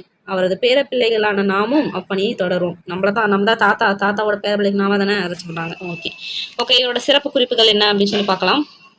உவேசா அவர்களின் பெயரால் 1942 நிறுவப்பட்ட டாக்டர் உவேசா நூல் நிலையம் இன்றும் சென்னையில் உள்ள பெசன்ட் நகரில் தொடர்ந்து செயல்பட்டு வருகிறது. உவேசா அவர்கள் பதிப்பித்த நூல்களுக்கு என்றும் தமிழர்களிடையே பெருமதிப்பும் வரவேற்பும் இருக்கும். ஸோ என்னன்னா, 1942 இறந்து போனாரா, அதே ஆண்டுல பார்த்தோம்னா அவரோட பெயர்லேயே பார்த்தோம்னா டாக்டர் உவேசா நூல் நிலையம் அப்படின்னு சொல்லிட்டு சென்னை பெசன்ட் நகர்ல நிறுவியிருக்காங்க. ஓகேங்களா. ஸோ அதனால வந்து மறக்க வாய்ப்பு கிடையாது. ஸோ 1942 வெள்ளையனே வெளியேறு. நெக்ஸ்ட் பார்த்தோம்னா உவேசா அவர்களின் தமிழ் பணிகளை வெளிநாட்டு அறிஞர்களான ஜியு போப், சூலியன் வின்சோன் ஆகியோர் பெரிதும் பாராட்டினர். இதுவும் கேட்டிருக்காங்க. அதாவது உவேசா அவர்களோட தமிழ் பணியை வந்து பாராட்டின வெளிநாட்டு அறிஞர்கள் யாரு அப்படின்னு கேட்டாங்கன்னா G U Pope, Julien Vinson, G U Pope Julien Vinson ஒருத்தர். ஓகே. நடுவண் அரசு உவேசா அவர்களுக்கு தமிழ் தொண்டினை பெருமைப்படுத்தும் வகையில் 2006ஆம் ஆண்டு அஞ்சல் தலை வெளியிட்டு சிறப்பித்துள்ளது. அடுத்த முக்கியமான பாயிண்ட், அவருக்கு எப்போ அஞ்சல் தலை வெளியிட்டாங்க, 2006ஆம் ஆண்டு. யார் வெளியிட்டாங்க, நடுவண் அரசு. ஸோ நடுவண் அரசு 2006ல் அந்த தபால் தலை, அஞ்சல் தலை வந்து வெளியிட்டிருக்காங்க. ஓகே, அவ்வளோதான் முடிஞ்சு. இது வந்து பாக்ஸ் கொஸ்டின்லாம் நம்ம முக்கியமான கொஸ்டின் பார்க்கலாம். ஸோ இந்த ஓலைச்சுவடிகள்லாம் காக்கப்படும் சில இடங்கள்லாம் இருக்குது. அதில் என்னன்னு நம்ம பார்க்கலாம். ஃபர்ஸ்ட் பார்த்தோம்னா கீழ் திசை சுவடிகள் நூலகம் சென்னையில். அதே மாதிரி பார்த்தோம்னா அரசு ஆவண காப்பகம் சென்னையில். அதே மாதிரி உலக தமிழ் ஆராய்ச்சி நிறுவனம் சென்னை, சரஸ்வதி மஹால் தஞ்சாவூர். ஸோ இதில் வந்து தஞ்சாவூர்னு ஒன்று தனியாக இருக்கிறது பார்த்தோம்னா சரஸ்வதி மஹால் மட்டும்தான், மீதி எல்லாமே சென்னையில். கீழ் திசை சுவடிகள் நூலகம் சென்னை, அரசு ஆவண காப்பகம் சென்னை, உலக தமிழ் ஆராய்ச்சி நிறுவனம் சென்னை. ஓகே. அடுத்து ரொம்ப முக்கியமான ஒரு பாக்ஸ், அவர் பதிப்பிச்சாருன்னு பார்த்தோம். நிறைய பதிப்பிச்ச நூல்கள்லாம் பதிப்பிச்சு நம்மளுக்கு பேப்பரில் எழுதி வச்சுட்டாருன்ட்டு. ஸோ என்னென்னலாம் அவர் பதிப்பிச்சாரு அப்படின்னு சொல்லிட்டு நம்ம தெரிஞ்சுக்கணும் இல்லையா. ஸோ அதுதான் பார்க்க போகிறோம். ஃபர்ஸ்ட் பார்த்தோம்னா எட்டு தொகையில் பார்த்தோம்னா 8 நூல்கள், 8 அப்படின்னா வச்சுக்கலாம். ஓகேங்களா. 8 10 பாட்டு, அதே மாதிரி 10 நூல்கள். சீவக சிந்தாமணின்றது ஒரே ஒரு காப்பியம் தானே. ஸோ 1 வச்சுக்கலாம். அதே மாதிரி சிலப்பதிகாரம் 1 தானே, மணிமேகலை 1 தானே, அது அப்படின்னு வச்சுக்கலாம். புராணங்கள் மொத்தம் 12. 12 மணிக்கு இவங்க புராணத்தை ஸ்டார்ட் பண்ணிடுறாங்கப்பா அப்படின்னு நம்ம வச்சுக்கலாம். உலா 9 மணிக்கு உலா போயிட்டு வரலாமா, வாக்கிங் போவாங்களா, சாப்பிட்டு 9 மணிக்கு மேலே வாங்க உலா போயிட்டு வரலாம் அப்படின்னு அந்த மாதிரி. ஸோ கோவை வந்து பார்த்தோம்னா 6, கோவையில் 6 போகுது அப்படின்னு ஞாபகம் வச்சுக்கலாம். நெக்ஸ்ட் பார்த்தோம்னா தூதுனா 6 தூது போவாங்க. 6னா யாருன்ற மாதிரி வருதுல, 6 தூது போவாங்க அப்படின்னு சொல்லிட்டு நான் வச்சுக்கலாம். வெண்பா நூல்கள் வந்து 13. வெண்பானா என்ன எப்படி ஞாபகம் வச்சுக்கலாம்னா, ஸோ 13 வந்து பேய் நம்பர்னு வாங்க இல்லையா, ஸோ 13ஆம் நம்பர் வீடு அப்படின்னு சொல்லி பேய் படம் இருக்கு இல்லையா, ஸோ வெண்பா பார்த்தோம்னா அந்த 13ஆம் நம்பர் வீட்டில் தான் இருக்கா. ஸோ வெண்பா நூல்கள். அந்தாதி 3, அந்தாதி ஸோ அப்படின்னு ஞாபகம் 3 அப்படின்ட்டு. பரணி பார்த்தோம்னா 2, மும்மணி கோவை 2 மணி அப்படின்னு வச்சுக்கலாம். இரட்டை மணி மாலை அதே மாதிரி இரட்டை இதிலே வந்துருச்சு. ஸோ அப்படின்னும் போது 2. இதர பிரபந்தங்கள் 4. ஸோ எப்படின்னா வச்சுக்கலாம், 8 தொகை 8, 10 பாட்டு 10, சீவக சிந்தாமணி சிலப்பதிக மணியில் 1 தானே. ஸோ 1 புராணங்கள் 12 மணிக்கு புராணத்தை ஆரம்பிச்சிட்டாங்க. உலா 9 மணிக்கு உலா போயிட்டு வரலாம் வாங்க. நெக்ஸ்ட் கோவையில் 6 ஓடுது. 6 தூது போவாங்க. வெண்பா நூல்கள் 13ஆம் நம்பர் வீட்டில் வெண்பா இருக்காங்க. அந்தாதி 3, பரணி 2, மும்மணி கோவை 2, இரட்டை மணிமாலை 2. ஸோ இதர பிரபந்தங்கள் 4. ஸோ ஓரளவுக்கு வந்து ஞாபகம் சொல்லியிருக்கேன்னு நினைக்கிறேன், பார்த்துக்கோங்க. அவ்வளோதான், உவேசம் முடிஞ்சாச்சு. நெக்ஸ்ட் ஒரு துணைப்பாடம், கடைசி வரை நம்பிக்கை. ஒரு சிறுமியின் உண்மையான வரலாறு இது. அவங்க பேர் வந்து சடகோ. முழு பேர் பார்த்தோம்னா சடகோ சசாக்கி. இவங்க வந்து ஒரு ஜப்பான் நாட்டு சிறுமி. ஸோ அதாவது அந்த ஹிரோஷிமாவில் குண்டு போட்டாங்க இல்லையா, ஸோ அது சம்மந்தமாக ஒரு கதை. ஸோ பார்த்துக்கோங்க, இதுலேருந்து கொஸ்டின் கேட்கறதுக்கு வாய்ப்பு இருக்குது. சரி, ஓகே. ஸோ அந்த சடகோ பார்த்தோம்னா ஜப்பானில் பார்த்தோன்னா 2 இடங்களில் வந்து அமெரிக்கா குண்டு வீசுது. நம்மளுக்கு நல்லாவே தெரியும், ஹிரோசாமி நாகசாகி அப்படின்ற இடத்துல இது பண்ணி செகண்ட் வேர்ல்டு வாரில் போட்டு அதில் தான் வந்து எண்டாச்சு. ஸோ அதுக்கு நம்மளுக்கு நல்லாவே தெரியும் இல்லையா. ஸோ அப்படின்னும் போது அந்த குண்டு வீச்சால் 2 லட்சம் ஜப்பானியர்கள் இறந்தார்கள். ஸோ கேட்கலாம், எத்தனை ஜப்பானியர்கள் இறந்தார்கள்? 2 லட்சம். எங்கெங்கே குண்டு போட்டாங்க? ஹிரோஷிமா, நாகசாகி. அது நமக்கு நல்லாவே தெரியும். 2 லட்சம் ஜப்பானியர்கள் இறந்துட்டாங்க. ஸோ ஹிரோஷிமாவுக்கு அருகில் பார்த்தோம்னா சடகோ தன் பெற்றோருடன் வசித்து வந்தாள். எங்கே சடகோ வந்து ஹிரோஷிமா இருந்தாலும் நாகசாகி இருந்தாலும் கேட்டாங்கன்னா ஹிரோஷிமா. சடகோ தன் பெற்றோருடன் வசித்து வந்தார். அப்போது அவர்களுக்கு அந்த பொண்ணுக்கு எத்தனை வயசு? 2 வயசு. குண்டு போடும்போது அவங்க குடும்பம் வந்து தப்பிச்சிட்டாங்க. சொடகா வந்து பள்ளியில் சேர்ந்து படித்து வந்தால் அவளுக்கு ஒரு 11 வயசு ஆகுது. அப்போ என்ன பண்ணுறாங்க, பள்ளியில் விளையாடிட்டு இருக்கும்போது திடீர்னு மயக்க போட்டு விழுந்துட்டாங்க. அப்போ மருத்துவம் வந்து சோதிச்சு பார்க்கும்போது அவங்களுக்கு வந்து கேன்சர் அப்படின்னு சொல்லிட்டாங்க. ஸோ அணுகுண்டு வெடிச்ச போது உண்டான கதிர்வீச்சு தான் இதுக்கு காரணம் அப்படின்னு சொல்லிட்டாங்க. ஸோ சடகோவை மருத்துவமனையில் சேர்த்தார்கள். புற்றுநோய் அப்படின்றது ஆளை கொல்லும் அப்படின்னு சொல்லிட்டு சடகோவுக்கு தெரிஞ்சிச்சு. சின்ன பொண்ணு தான் இருந்தாலும் தெரிஞ்சிச்சு. ஆனால் சடகோவுக்கு வந்து சாகிறதுக்கு விருப்பம் இல்லை, உயிர் வாழவே அவங்க ஆசைப்பட்டாங்க. ஒரு நாள் நெக்ஸ்ட் கொஸ்டின் பார்க்கலாம். சடகோவோட ஃப்ரெண்டு யார்? சிசுகோ. அவளை பார்க்க வராங்க. சிசுகோ வந்து கை நிறைய காகிதம் வந்து எடுத்து வராங்க. அந்த காகிதம் பார்த்தோம்னா எந்த இதில் இருக்க ஷேப்பில் இருக்கு பார்த்தோம்னா சதுரமாக வெட்டப்பட்டு இருந்தன. ஒரு காகிதத்தை சிசுகோ எடுத்தாள். அப்படியும் இப்படியுமா மடக்கி ஒரு கொக்கு செஞ்சாங்க. ஸோ என்ன செஞ்சாங்க? கொக்கு செஞ்சாங்க. ஜப்பானியர்கள் வழங்கும் பறவை தான் கொக்கு. ஸோ ஜப்பானிய வழங்கும் பறவை என்ன? கொக்கு. ஸோ வந்து இதில் முக்கியமான பாயிண்ட் என்னன்னு பார்த்தோம்னா, ஃபர்ஸ்ட் பார்த்தோம்னா சடகாவோட ஃப்ரெண்டு யார்? சிசுகோ. அடுத்து அவங்க என்ன ஷேப்பில் இப்போ காகிதம் வந்தாங்க? சதுரம். என் ஸ்டேட்மெண்ட்டில் கேட்க வாய்ப்பு இருக்குது, அதுக்காக தான் சொல்கிறேன். அடுத்து பார்த்தோம்னா என்ன செஞ்சாங்க? கொக்குன்றது என்ன? ஜப்பான் வழங்கும் பறவை தான் கொக்கு. சிசுகோ வந்து சொல்கிறாங்க, என்ன சொல்கிறாங்க? சடகோ கவலைப்படாதே, நான் செய்தது மாதிரி 1000 கொக்குகள் செய், நோய் குணமாகும், இது நம்ம நாட்டு நம்பிக்கை அப்படின்னு சொன்னாங்க. ஸோ எத்தனை கொக்கு பார்த்தோம்னா செய்ய சொன்னாங்க அப்படின்னு எத்தனை கொக்கு செய்ய சொன்னாங்க? 1000 கொக்கு. சடகோவுக்கு நம்பிக்கை கிடைத்தது, துணிச்சல் பெறுதல். நாள்தோறும் கொக்குகள் செய்ய தொடங்கினான். தொடக்கத்தில் நாள் ஒன்றுக்கு 20 கொக்குகள். ஸோ நாள் ஒன்றுக்கு ஃபர்ஸ்ட் என்ன செஞ்சாங்க? 20. அடுத்து போக போக உடம்பில் வலிமை குன்றியது. அவளால் ஒரு நாளைக்கு 3 கொக்குகள் கூட செய்ய இயலவில்லை. தன்னை மரணம் நெருங்கிவிட்டதை உணர்ந்தாள். ஆனாலும் அவள் காகித கொக்கை செய்வதை மட்டும் நிறுத்தவே இல்லை. கொக்கு செய்யும்போது அவள் கவலையை மறந்திருந்தாள். ஒரு நாளில் அவளால் ஒரே ஒரு கொக்கு மட்டுமே செய்ய முடிந்தது. அதற்கு பிறகு அவளால் எதுவுமே செய்ய முடியவில்லை. நெக்ஸ்ட் பார்த்தோம்னா 1955ஆம் ஆண்டு அக்டோபர் 25ஆம் நாள் சடகோ இறந்து விடுகிறாள். ஸோ 1955 வந்து நம்மளுக்கு தெரியல, சிட்டிசன்ஷிப் அந்த இயர் ஞாபகம் வச்சுக்கோங்க. அப்போ பார்த்தோம்னா அக்டோபர் 25. ஸோ 25/10/1955 அப்போ வந்து பார்த்தோன்னா அவங்க இறந்து போயிடுறாங்க. 25/10/1955 இறந்துட்டாங்க. சடகோவின் படுக்கை முழுவதும் காகித கொக்கள் இருந்தன. மொத்தம் 644 கொக்கள் இருந்தன. ஸோ 644. ஸோ 644 அவ்வளோ கொக்கு தான் அவங்க செஞ்சுருக்காங்க. ஸோ 1000 கொக்குகளுக்கு இன்னும் 356 56 இருந்துச்சுன்னா 1000 வந்துடும் இல்லையா? அவ்வளோதான் இருந்துச்சு. ஸோ தோழிகள்லாம் என்ன கூடி என்ன பண்ணுறாங்க, அந்த 356 கொக்குகள் செய்தனர். எண்ணிக்கையை 1000 ஆக்கினர்.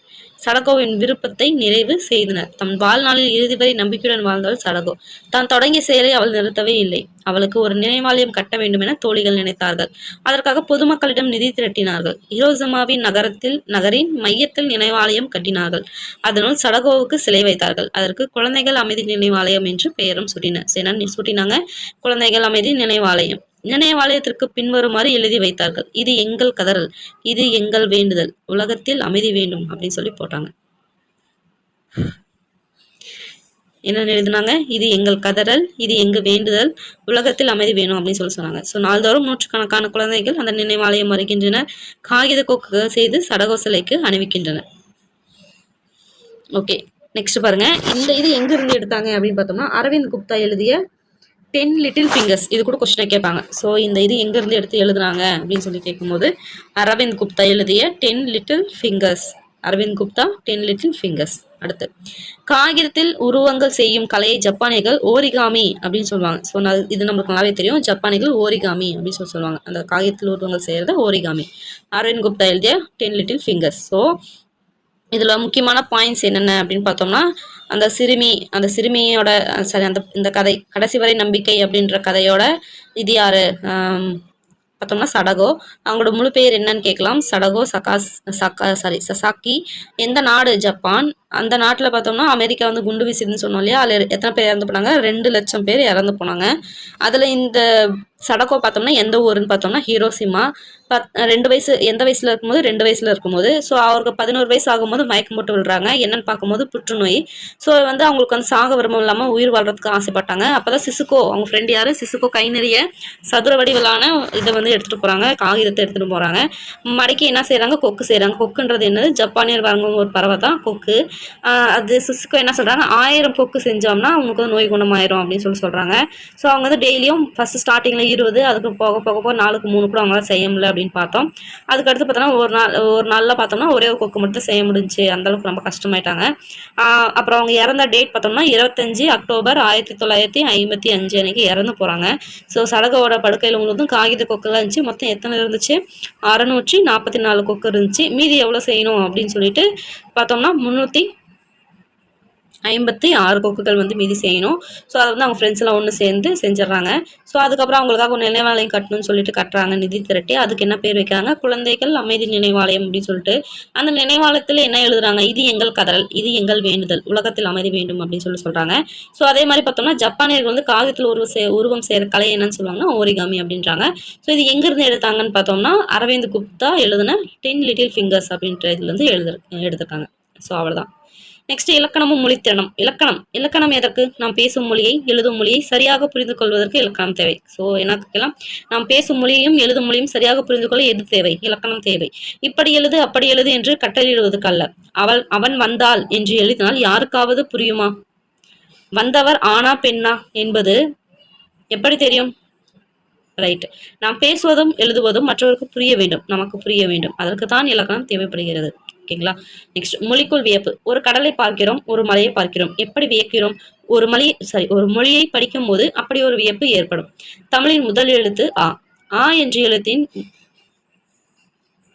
முதுகுக்கு பின்னால் அந்த கோடு அப்படின்னு ஒன்று இருக்கிறது. உலகத்தின் நூற்றுக்கணக்கான மொழிகளில் முதல் எழுத்தில் இப்படி ஒரு கோடு இருக்கிறது.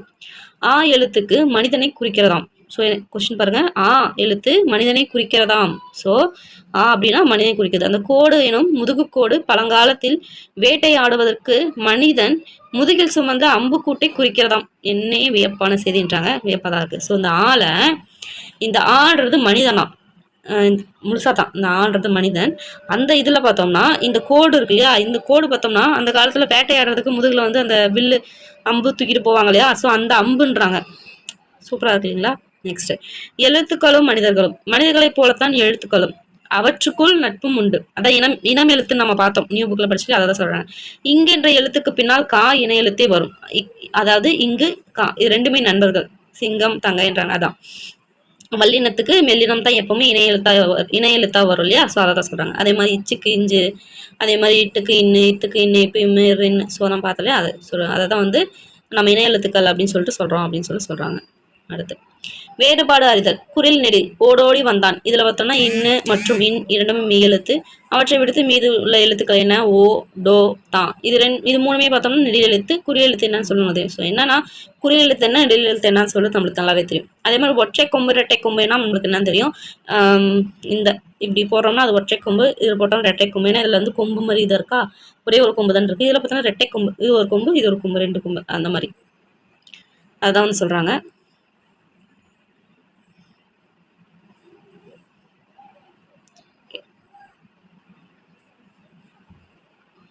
ஸோ ஓகே, நமக்கு தெரியும் மிக்க கூட்டல் ஓனா என்ன, நம்மளுக்கு அதை தான் கொடுத்துருக்காங்க. பிரித்தலும் சேர்த்தலும். ஸோ பிரித்தலும் சேர்த்தலும், அதாவது பிரித்து அறிதல். ஸோ பிரித்து அறிதல்னா நம்ம பிரித்து எழுதுகள்ல அந்த மாதிரி தான். ஸோ பழந்தமிழ் இலக்கியம்ன்றது நம்ம எது, நம்மளோட செல்வம். பொருள் உணர்வுக்கு ஏற்ப பிரித்து படிக்க தெரியாமல் பழந்தமிழ் இலக்கியத்தின் அருமையை நாம் அறிந்து கொள்ள முடியாது. பிரித்து எழுதும் திறமையை நாம் வளர்த்து கொள்ள வேண்டும். ஸோ தமக்குரியார் எப்படி பிரிக்கலாம்? தமக்கு கூட்டல் உரியார். அன்பீனம்னா அன்பு கூட்டல் ஈனம். நிழல் உரிமைனா நிழல் கூட்டல் அருமை. சரி, நிழல் அருமை. நெக்ஸ்ட் வழக்கென்ப எப்படி பிரிக்கலாம்? வழக்கு கூட்டல் என்ப இப்படி பிரிக்கலாம். அடுத்து புறத்துறப்பு. புறம் கூட்டல் உறுப்பு. தரம் இல்லை, தரம் கூட்டல் இல்லை அப்படின்னு பிரிக்கலாம். நெக்ஸ்ட் சேர்த்து எழுதுக. பருப்புணவு எப்படி எழுதலாம்? பருப்புணவு அப்படின்னு எழுதலாம். கரும்பு இங்கே, கரும் இங்கே, பே இங்கே. அவன் அழுதானா இன்னு கூட்டலா, நான் அவன் அழுதான் அப்படின்னு மாறும். அவள் ஓடினாலா இல்லு கூட்டலா, அவள் ஓடினாள், லோ அந்த மாதிரி. இப்படிதான் வந்து பிரிச்சு சேர்த்து எழுதணுன்றாங்க. ஓகே, புக் பேக் கொஸ்டின் பார்க்கலாம். சடகோவுக்கு நம்பிக்கை தந்தவர் யார்? தொலி சிசுகோ. அவங்க தான் வந்து 1000 கொக்கு செஞ்சா நல்லாயிருவா அப்படின்னு சொல்லுவாங்களே அது. ஓட்டப்பந்தயத்தில் தோற்று போனவரிடம் எப்படி பேச வேண்டும்? அடுத்த போட்டியில் நீ நிச்சயம் வெற்றி பெறுவாய் அப்படின்னு ஊக்கப்படுத்தணும். விபத்தில் சிக்கி அடிபட்டவரிடம் எப்படி பேச வேண்டும்? நீ விரைவில் நலம் பெற வேண்டும். ஓகே. நம்பிக்கை பெறுதல். நிலவில் நிற்பது எது? சடகோவின் நம்பிக்கை. 3 பூக்களின் பெயர்களை கண்டுபிடிக்கலாம் என்ற நம்பிக்கை உவேசாவுக்கு இருந்ததா? இருந்தது. ஆமா, இருந்தது. உவேசாவின் நம்பிக்கைக்கு காரணம் என்ன? அவருடைய ஆர்வம். பள்ளிக்கு போகும் பாதை முழுவதும் சேரும் சகதியமாக உள்ளது. உன் முடிவு என்ன? மாற்றுப்பாதையில் செல்லலாம். எல்லாரிடமும் சண்டை போடும் மாணவனை என்ன செய்யலாம்? தனியை அழைத்து பேசினால் கொஞ்சமாவது கேட்பான். நெக்ஸ்ட் முயற்சி. இது என்னது? நம்பிக்கை பெறுதல். ஓகே, முயற்சி. புற்றுநோய் கண்ட சிறுமி 644 காகித கொக்கள் செய்தால். சரியான சொல்லி சேவை. முயற்சிக்கு நோய் தடையில்லை. 87 வயது வரை உவேசா தமிழுக்காக உழைத்தார். முயற்சிக்கு வயது வரம்பு கிடையாது. கவலையை மறக்க சரியான வழி எது? ஏதாவது ஒரு வேலையில் ஈடுபடுவது. முயற்சி திருவினையாக்கும். முயற்சியின்மை இன்மை புகுத்தி விடும் அப்படின்னு சொன்னது யாரு? திருவள்ளுவர். ஓகே, இது ப்ரீவியஸ் கொஸ்டின்ல கேட்டாங்க. முயற்சி திருவினையாக்கம். நெக்ஸ்ட் விடைகள். வாழ்க்கை திறன்கள் 3 முயற்சி, தடை வயது, ஏதேனும் ஒரு வேலையில் ஈடுபது. திருவள்ளுவர். விடைகள். விடைகள். ஓகே, நெக்ஸ்ட் பார்த்தோம்னா இயல் வந்தாச்சு. இயல் ஃபர்ஸ்ட் பார்த்தோம்னா நம்ம என்னன்னு பார்த்தோம்? நாலடியார். அதில் நாலடியார் நம்ம பார்க்கலாம். நாய்க்கால் சிறுவர்கள் போல் நன்கனியராயினும் ஈக்கால் துணையும் உதவாதோர் நட்பின் நாம் செய்தானம் சென்று கொள்ளல் வேண்டும் செய்விலைக்கும் வாய்க்கால் அணையார் தொடர்பு. ஸோ நாலடியார்களோட ஆசிரியர்கள் யாருன்னா சமண முனிவர்கள் பலர் எழுதின ஒரு தொகுப்பு தான் நாலடியார். ஓகே, இதோட பொருள் பார்க்கலாம். நாயின் கால் வீரர்கள் நெருங்கி இருக்கும். அதே போல சிலர் நம்மோடு நெருக்கமாக இருப்பார்கள். ஆனால் அவர்கள் ஈயின் கால் அளவு தூரமா இருக்கும். அந்த அளவுக்கு கூட நமக்கு உதவ மாட்டார்கள். அப்படிப்பட்டவர்கள் நட்பா நம்மளுக்கு என்ன பயன்? வாய்க்கால் வந்து தூரத்துல நீரை கொண்டு வந்து வயலுக்கு பாய்ச்சி வயல் விளைய உதவும். ஸோ வாய்க்காலை போல உதவும் மனிதர்கள் இருக்கிறார்கள். எவ்வளவு தூரத்தில் இருந்தாலும் அவர்கள் நட்பை நாம் தேடிக்கொள்ள வேண்டும்ன்றாங்க. ஸோ நாயின் கால் வந்து நெருங்கி இருக்கும். அந்த மாதிரி சில பேர் நம்ம கூடவே இருப்பாங்க. ஆனால் நம்மளுக்கு எந்த ஒரு யூஸும் கிடையாது அவங்களால. பட் வந்து அதாவது எப்படின்னா ஈயோட கால் வந்து தூரமாக இருக்கும். அந்த அளவுக்கு கூட நம்மளுக்கு உதவி செய்ய மாட்டாங்க அப்படின்னு சொல்றாங்க. இதே வாய்க்கால் பார்த்தோம்னா தூரத்துல எங்க இருந்தோ தண்ணி கொண்டு வந்து வயலுக்கு சேர்த்து அவங்களுக்கு வந்து அந்த வயலுக்கு வந்து யூஸ்ஃபுல்லாக இருக்கும். அந்த மாதிரி நம்மளுக்கு உதவுற நம்பர் வந்து தூரத்தில் இருந்தாலும் எப்படியோ நம்மளுக்கு கஷ்டம் போது அவங்க தான் ஹெல்ப் பண்ணுவாங்க. ஸோ அந்த மாதிரி ஆளுங்களாக பார்த்து நட்பு கொள்ள வேண்டும் அப்படின்னு சொல்லிட்டு சொல்கிறாங்க. ஸோ சொற்பொருள் பார்க்கலாம். நாய்க்கால்னா நாயின்கால், ஈக்கால்னா ஈன்கால். நன்கணியர் எப்படி பிடிக்கலாம்? நன்கு கூட்டல் அணியர். அணியர் அப்படின்னா நெருங்கி இருப்பவர். எண்ணாம்னா என்ன பையன். சேய்னா தூரம், சேய் வயல். கன்ஃபியூஸ் பண்ணிக்கூடாது. சேய் தூரம், சேய் தூரம், சேய்னா வயல். ஓகே, வயலில் போய் வேலை செய். சேய் அப்படின்னா தூரம். அணையார்னா போன்றார். ஓகே, நூல் குறிப்பு பார்க்கலாம். ஸோ இந்த நாலடியார்ன்றது 15 கீழ்கணக்கு நூல்களில் ஒன்று, நம்மளுக்கு அது நல்லாவே தெரியும். அடுத்து இந்நூலில் மொத்தம் 400. ஸோ நாலடியார் 400 பாடல்கள் கொண்டது. அறக்கருத்துக்களை கூறுவது. இதுக்கு இன்னொரு முக்கியமான பாயிண்ட், நாலடி 400 என்னும் சிறப்பு பெயர் இதற்கு உண்டு. ஸோ நாலடி 400 வரக்கூடாது. ஓகே, சமண முனிவர்கள் பலர் பாடிய பாடல்களின் தொகுப்பு தான் இந்த நூல். நெக்ஸ்ட் ஓகே, 15 கீழ்கணக்கோட விளக்கம் பார்க்கலாம். சங்க நூல்கள் எனப்படுவை 10 பாட்டும் 8 தொகையும். ஸோ 10 பாட்டில் 10 நூல்களும் 8 தொகையில் 8 நூல்களும் உள்ளன. மொத்தம் 18 நூல்கள். இவற்றை மேல்கணக்கு நூல் அப்படின்னு சொல்லிட்டு சொல்லுவாங்க. ஸோ இதுல கொஸ்டின் பாத்தீங்கன்னா, சங்க நூல்கள்னா என்ன? 10 பாட்டும் 8 தொகையும். ஸோ சங்க நூல்கள்னா 10 பாட்டும் 8 தொகையும். 10 பாட்டுல 10 நூல்களும் 8 தொகையில 8 நூல்களும் இருக்குன்னு மொத்தம் 18 இருக்குன்னு. இது வந்து என்னன்னு பார்த்தோம்னா மேல்கணக்கு நூல்கள். இதே சங்க நூல்களுக்கு பின் தோன்றியவை தான் 15 கீழ்கணக்கு நூல்கள். ஓகேங்களா, சங்க காலத்துல தோன்றது சங்க நூல்கள். அது பார்த்தோம்னா 10 பாட்டு 8 தொகையுமான 15 மேல்கணக்கு நூல்கள். சங்க நூல்களுக்கு பின் தோன்றியவை தான் 15 கீழ்கணக்கு நூல்கள். ஓகேங்களா, இந்த தொகுப்புல 18 நூல்கள், இதுலயும் 18 நூல்கள் இருக்கு. ஸோ 15 அப்படின்னா 18, இது கேட்ட குரூப் 4 கொஸ்டின் கேட்டிருந்தாங்க. 15 அப்படின்னா என்ன அப்படின்னு சொல்லிட்டு. ஸோ 15னா 18. பார்த்தீங்களா, ஓல்டு புக்ல இருந்து கொஸ்டின் கேட்கறாங்க. ஸோ இந்நூலை கீழ்கணக்கு நூல்கள் அப்படின்னு சொல்லுவாங்க. 15 கீழ்கணக்கு நூல்கள் பெரும்பாலானவை அறநூல்களே. ஸோ 15 கீழ்கணக்கு நூலாவே அறநூல். இந்த திருக்குறள், நாலடியார், அறவுரை கோவை, இது எல்லாமே பழமொழி நானூறு எல்லாமே நம்மளுக்கு அறத்தை பத்தி சொல்றதுனால மேக்ஸிமம் பார்த்தோன்னா அறநூல்கள் தான் இருக்கு. ஸோ அதுலயுமே அகநூல்கள் புறநூல்கள்லாம் இருக்குது. ஓகே, அடுத்து பார்த்தோம்னா பாரத தேசம் அப்படின்னு ஒரு பாட்டு. ஆயுதம் செய்வோம் நல்ல காகிதம் செய்வோம், ஆலைகள் வைப்போம் கல்வி சாலைகள் வைப்போம், ஓயுதல் செய்வோம் தலை சாயுதல் செய்யோம் ஓயுதல் செய்யோம் தலை சாயுதல் செய்யோம்னா செய்வோம் கிடையாது, செய்யக்கூடாதுன்னு அர்த்தம். உண்மைகள் சொல்வோம் பல வன்மைகள் செய்வோம். ஓகேங்களா, குடைகள் செய்வோம் படைகள் செய்வோம், கோணிகள் செய்வோம் இரும் பாணிகள் செய்வோம், நடையும் பரப்புமுனர் வண்டிகளை செய்வோம், ஞாலம் நடுங்க வரும் கப்பல்கள் செய்வோம், காவியம் செய்வோம் நல்ல காடு வளர்ப்போம், கலை வளர்ப்போம் கொல்லர் விளை வளர்ப்போம், ஓவியம் செய்வோம் நல்ல ஊசிகள் செய்வோம், உலக தொழில் அனைத்தும் உவந்து செய்வோம், சாதி இரண்டொழிய வேறில்லை என்றே தமிழ் மக்கள் சொல்லிய சொல் அமிழ்தம் என்போம், நெறி நின்று பிறர்க்குதவும் நேர்மையர் மேலவர் கீழவர் மற்றோர்.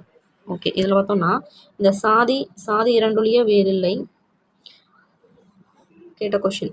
சாதி இரண்டொழிய வேறில்லை என்று தமிழ் மகள் சொல்லிய சொல் அமிழ்தம் என்போம். ஸோ இது வந்து ப்ரீவியஸ் கொஸ்டினில் கேட்டது. ஸோ பார்த்துக்கோங்க. ஸோ ஆயுதம் செய்வோம் காகிதம் செய்வோம், ஆலைகள் வைப்போம் கல்வி வைப்போம், ஓயுதல் செய்யோம் சாயுதல் செய்யோம், உண்மைகள் சொல்வோம் பல வன்மைகள் செய்வோம், குடைகள் செய்வோம் படைகள் செய்வோம், கோணிகள் செய்வோம் இரும் பாணிகள் செய்வோம், நடையும் பரப்புமுனர் வண்டிகள் செய்வோம், ஞாலம் நடுங்க வரும் கப்பல்கள் செய்வோம், காவியம் செய்வோம் நல்ல காடு வளர்ப்போம், கலை வளர்ப்போம் கொல்லர் விளை வளர்ப்போம், ஓவியம் செய்வோம் நல்ல ஊசிகள் செய்வோம், உலக தொழில் அனைத்தும் உவந்து செய்வோம், சாதி இரண்டொழிய வேறில்லை என்றே தமிழ் மகள் சொல்லிய சொல் அமிழ்தம் என்போம், நீதி நெறியின்றி பிறர்க்குதவும் நேர்மையர் மேலவர் கீழவர் மற்றோர் அப்படின்றாங்க. ஓகே, சொற்பொருள் பார்க்கலாம். தலை சாய்தல்னா ஓய்ந்துபடுத்தல், வன்மைனா கொடை. ஸோ வன்மைனா கொடை.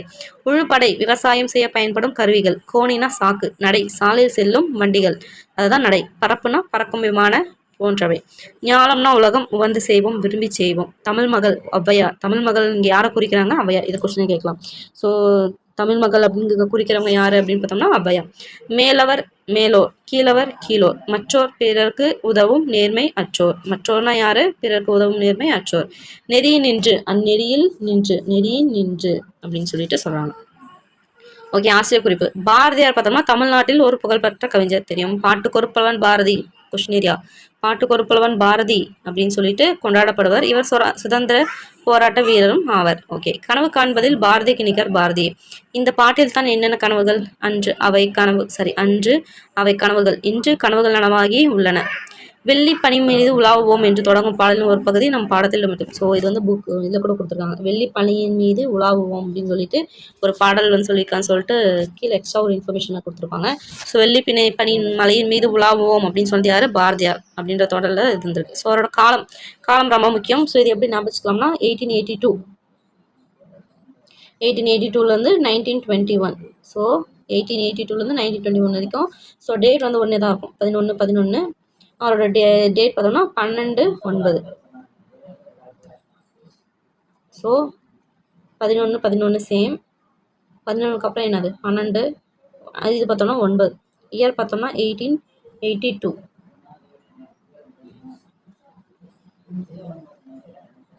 அடுத்து பார்த்தோம்னா இறந்து போனது 1921. ஓகே. ஸோ அவர் பிறந்தது 11/12/1882 இறந்தது பார்த்தோம்னா அதே டேட் 11/9/1921. டைம் ரொம்ப முக்கியம். ஓகே, நெக்ஸ்ட் முக்கியமான ஒரு லெசன், பறவைகள் பலவிதம். ஓகே, பறவைகள் பற்றி பார்க்கலாம். விழாக்கள் என்றதும் நமக்கெல்லாம் உற்சாகம் வந்துடும். ஏனெனில் விழாக்களின் போது நம் வீட்டில் பட்டாசு வெடிக்கலாம். எத்தனை விதமான வண்ணமயமான பட்டாசுகள் இப்போது வந்துவிட்டன. கம்பி மத்தாப்பில் தொடங்கி வானவெளியில் பாய்ந்து வண்ண வண்ண பூக்களாய் விரியும் வெடிகள் வரை எத்தனை வியப்பூட்டும் பட்டாசுகள். பட்டாசு வெடிக்காத மக்கள் யாராவது உலகத்தில் இருப்பார்களா? இருக்கவே மாட்டார்கள் என்றுதான் நாம் நினைத்து கொண்டிருக்கிறோம். ஆனால் பட்டாசு வெடிக்காத ஒரு ஊரே இருக்கிறது. நம் தமிழ்நாட்டில் திருநெல்வேலி மாவட்டத்தில் உள்ள சிறிய கிராமமான கூத்தன்குளம். அந்த ஊர் மக்கள் பட்டாசே வெடிப்பதில்லை. அது மட்டுமின்றி அந்த ஊரில் யார் வீட்டில் கல்யாணம் என்றாலும் சரி, ஊர்கோவில் திருவிழா என்றாலும் சரி, டும் டும் என்ற ஒலி எழுப்பும் மேலதாளமும் இருக்காது. இவ்வளவு ஏன் சத்தமாக அந்த ஊர் மக்கள் பேசுறது கூட கிடையாது. இந்த பேருக்குள்ள கொஸ்டின் பார்க்கலாம். பட்டாசு வெடிக்காத ஒரு ஊர் இருக்கு. அந்த ஊர் பேர் என்னன்னு கேட்கலாம். கூத்தன்குளம். அது எங்க இருக்குன்னா திருநெல்வேலி. கூத்தன்குளம், திருநெல்வேலி. ஓகே. அவங்க வேற என்னெல்லாம் பண்ணுவாங்க பார்த்தோம்னா, அந்த மத்தளம் தட்ட மாட்டாங்க, சத்தமாக கூட பேச மாட்டாங்களாம். ஏன்னா அந்த ஊர்ல ஒரு பெரிய ஏரி இருக்கு. அந்த ஏரி பார்த்தோன்னா பறவைகளின் சரணாலயமாக விளங்குகிறது. பறவைகள் ஏன் நாடு விட்டு நாடு பறந்து வருகின்றன? பருவநிலை மாறும்போது பறவைகள் இடம் விட்டு இடம் மாறுகின்றன. பருவநிலை என்றால் என்ன? மே மாதம் பள்ளிகளுக்கு விடுமுறை விடுகிறார்கள். ஏனெனில் அப்போது வெயில் மிகவும் அதிகமாக இருக்கும். கரெக்ட். ஸோ வெயில் கொளுத்தினால் அதை கோடைக்காலம் என்கிறோம். விடாமல் மழை பெய்தால் அதை மழைக்காலம் என்கிறோம். ஸோ மார்கழி மாதம் பனி பெய்யும், அதை பனிக்காலம் என்கிறோம். வெயிலும் மழையும் பனியும் மாறி மாறி வருவதை தான் பருவநிலை மாற்றம் என்கிறோம். ஓகே. உலகத்தில் சில பகுதிகளில் பனி உறையும் காலம் உண்டு. பனி கூடினால் நாம் போர்வை அல்லது கம்பளியால் போர்த்தி கொண்டு படுத்துக் கொள்கிறோம். ஆனால் பறவைகளுக்கு போர்வை கிடையாதே. ஆக அவை பனி கூடியதும் அந்த இடத்தை விட்டு பறந்து வேறு இடத்திற்கு செல்கின்றன. சில இடங்களில் வெயில் கூடுதலாக இருக்கும். அப்போது அந்த இடத்தை விட்டு பறந்து செல்ல வேண்டியதுதான். இப்படி பறந்து செல்வதை வலசை போதல் அப்படின்றோம். ஸோ வலசை போதல் அப்படின்ற சொல்றோம். மைக்ரேஷன், அதாவது வலசை போதல் என்கிறோம். பருவகால மாற்றத்தை பறவைகள் நமக்கு உணர்த்துகின்றன. அந்த காலத்தில் பறவைகள் இடம் மாறுவதை வைத்து இன்றைக்கு மழை வரும் போல் இருக்கே என்று நம் முன்னோர்கள் கூறிவிடுவார்கள். ஒரு நாட்டில் பழம் தின்றுவிட்டு பறந்து போய் இன்னொரு நாட்டில் எச்சமிடுகிறது பறவை. அந்த எச்சம் மண்ணில் விழும்போது அப்பழத்தின் விதை அங்கு முளைத்து மரமாகி விடுகிறது. இப்படி உலகம் முழுவதும் மரம் செடி கொடிகளாய் பரப்பும் வேலைகளையும் பறவைகள் செய்கின்றன. வயல்வெளிகளில் பயிர்களை தாக்கும் பூச்சிகள் வண்டுகளை பறவைகள் தின்று விடுகின்றன. அதன் மூலம் விவசாயிகளுக்கு உதவுகின்றன.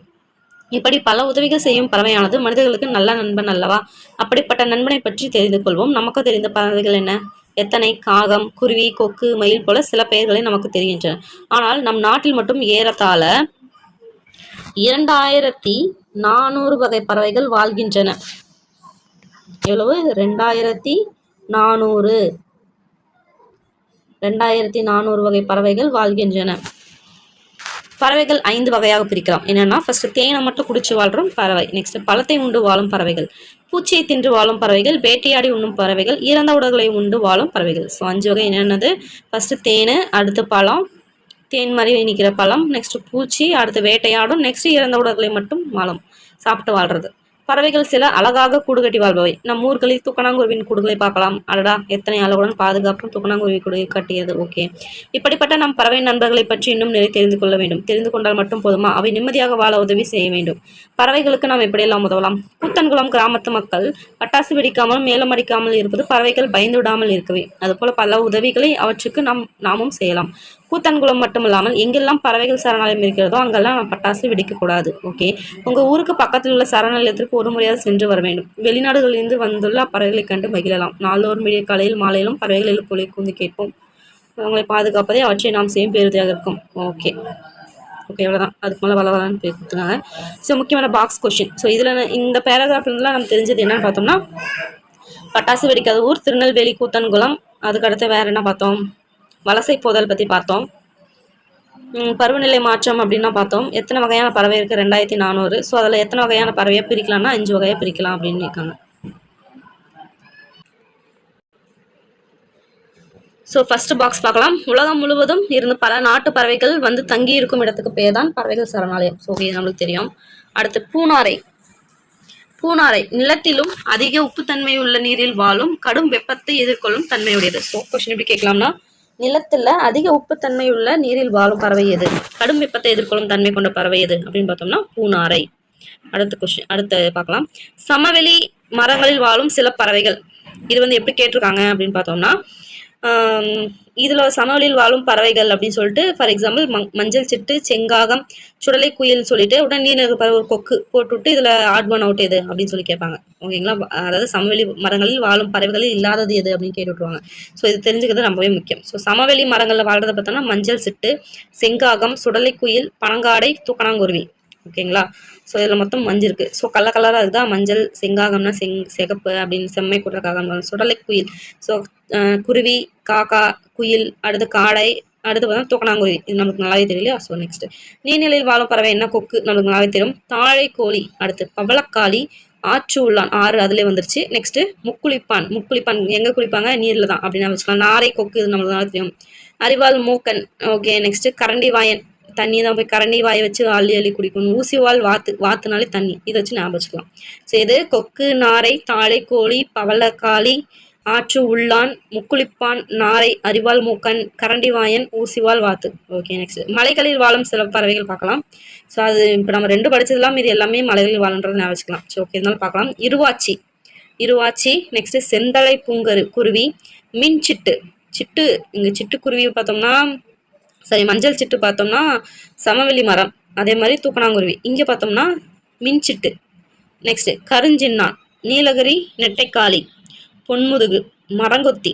நெக்ஸ்ட் சின்னக்குருவான், கொண்டை உழவாரன், ராசாளி பருந்து, பூமனாந்தை. இது எல்லாமே மலைகளில் வாழும் சில பறவைகள். ஓகேங்களா? ஸோ ஒரு 4-5 டைம் படிச்சிங்கனாவே உங்களுக்கு ஞாபகம் வந்துடும். ஸோ நெக்ஸ்ட் பார்க்கலாம். ஓகே, தமிழ்நாட்டில் உள்ள பறவைகள் சரணாலயம், புகலிடங்கள். இது ரொம்ப முக்கியமான ஒரு பாக்ஸ். ஃபர்ஸ்ட் பார்த்தோம்னா வேடந்தாங்கல். வேடந்தாங்கல் நம்மளுக்கு தெரியும். நெக்ஸ்ட் கரிக்கிளி. கரிக்கிளி காஞ்சிபுரம் மாவட்டம், கரி காஞ்சிபுரம். நெக்ஸ்ட் கஞ்சிரங்குளம், சித்திரங்குடி, மேல் செல்வனூர் எங்கே இருக்குது, ராமநாதபுரம். மேல் செல்வனூர், ராமநாதபுரம். நெக்ஸ்ட் பழவேற்காடு, திருவள்ளூர். ஸோ பழவேற்காடு திருவள்ளூர் மாவட்டம் நம்மளால தெரியும். உதயமார்த்தாண்டம் பார்த்தோம்னா திருவாரூர் மாவட்டம். அதே மாதிரி வடுவூர்னா தஞ்சாவூர், ஊர்னு வந்துச்சுன்னா வச்சுக்கலாம். கரைவெட்டி பெரும்பலூர், கரைவெட்டி பெரம்பலூர். வேட்டங்குடி சிவகங்கை, வெள்ளோடு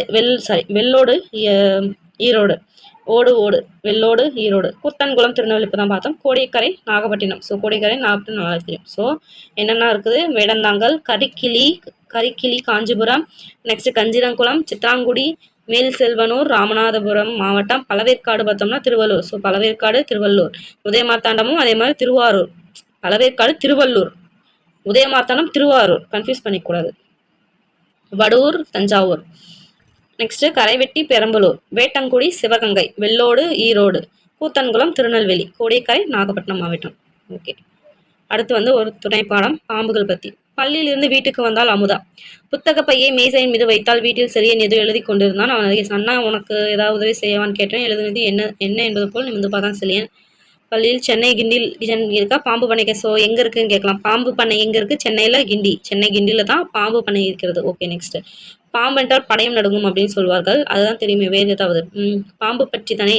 பாம்புகள் வந்து ஊர்வன வகையை சேர்ந்தவை. பெரும்பாலான பாம்புகள் முட்டையிட்டு குஞ்சு பொரிப்பன, சில பாம்புகளை குட்டி போடும். ஓகே, முக்கியமான ஒரு லைன் பார்த்துக்கோங்க. பாம்பு எந்த வகையை சேர்ந்தவை, ஊர்வன வகை. நெக்ஸ்ட் பெரும்பாலும் பார்த்தோம்னா முட்டையிட்டு குஞ்சு பொரிக்கும், சில மட்டும் தான் குட்டி போடும். ஓகே, வேற இந்த நாளிதழில் இருக்கிறது படிக்கிறேன் கேள். ஓகே, உலகம் முழுதும் 2750 வகை பாம்புகள் இருக்கின்றோம். அதுவும் உலகம் முழுவதும், இந்தியா கிடையாது, உலகம் முழுவதும் 2750.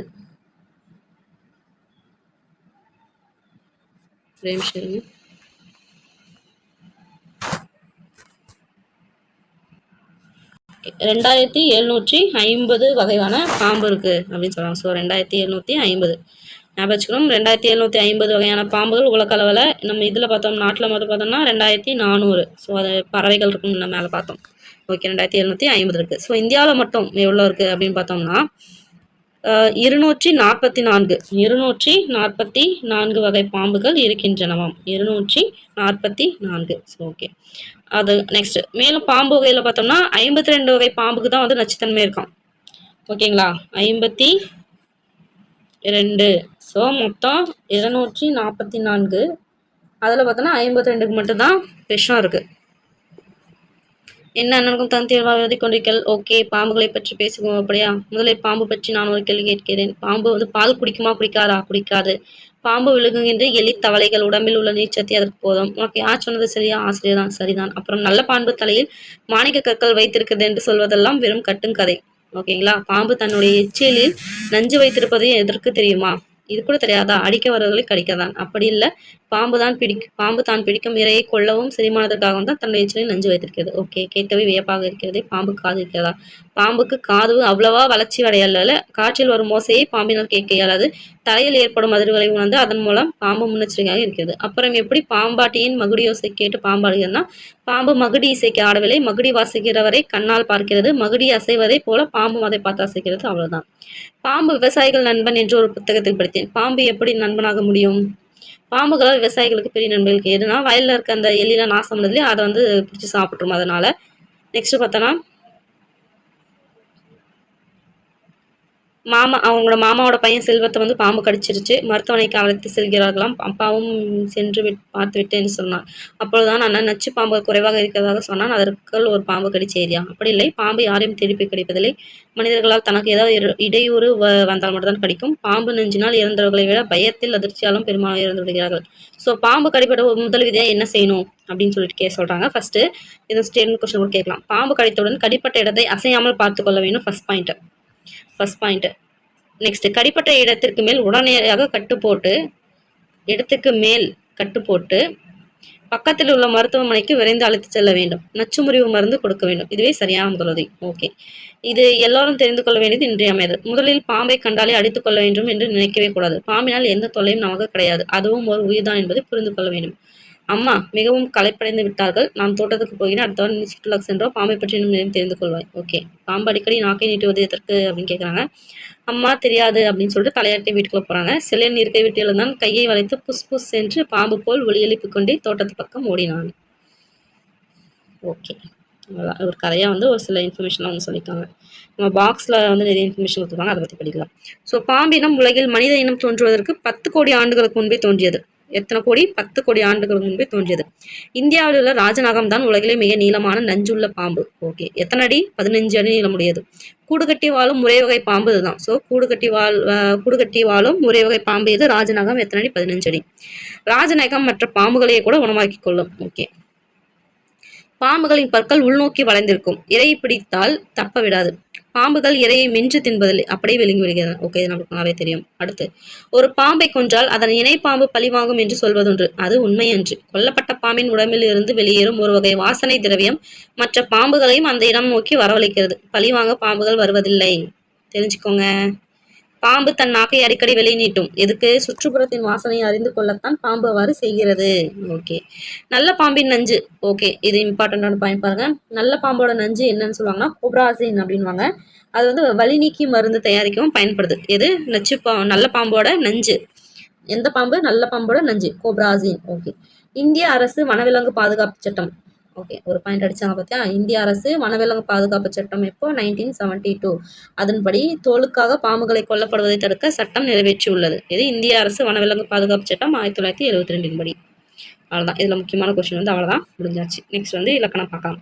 இலக்கணமும் மொழித்திறனும். மொழி அறிவோம். தமிழில் முதல் எழுத்துக்கள் நம்மளுக்கு நல்லாவே தெரியும். முதல் எழுத்து வந்து மொத்தம் 30. உயிரெழுத்து 12, மெய் எழுத்து 18 சேர்ந்தது தான் முதல் எழுத்து, அதுதான் 30. நெக்ஸ்ட், பின்வரும் சொல்லை பாருங்கள். பார்த்துட்டோம். அண்ணா உயிரெழுத்து மேலெழுத்து நம்மளுக்கு நல்லாவே தெரியும். ஸோ உயிர்மையும் சேர்ந்து மொத்தம் வந்து 216 நம்மளுக்கு நல்லாவே தெரியும்.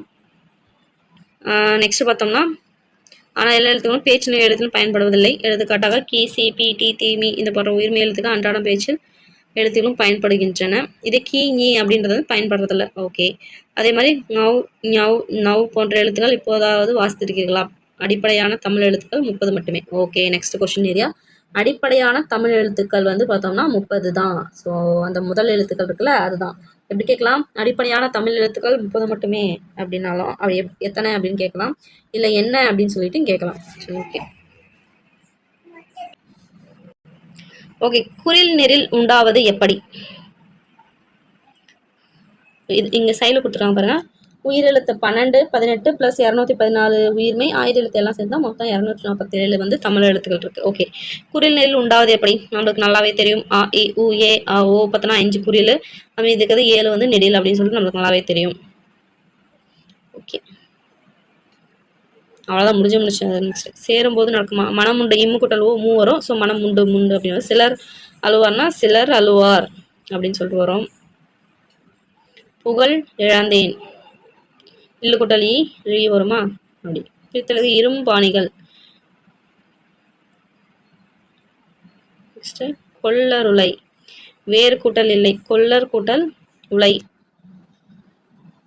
ஓகே. இரும்பாணிகள் இரும்பு கூட்டல் ஆணிகள். ஓகே. பிழை என்று தமிழ் எழுதுவோம். 12 40 50. ஸோ 40 இந்த இரு வரும். 50 50ன்னு வரும். 50ன்னு 50. 12ன்றது 12 அப்படின்னு சொல்லிட்டு வரும். ஓகே. எண்கள் எழுத்தில் எழுதி பழகுங்கள். 13 33 98 108. ஓகே.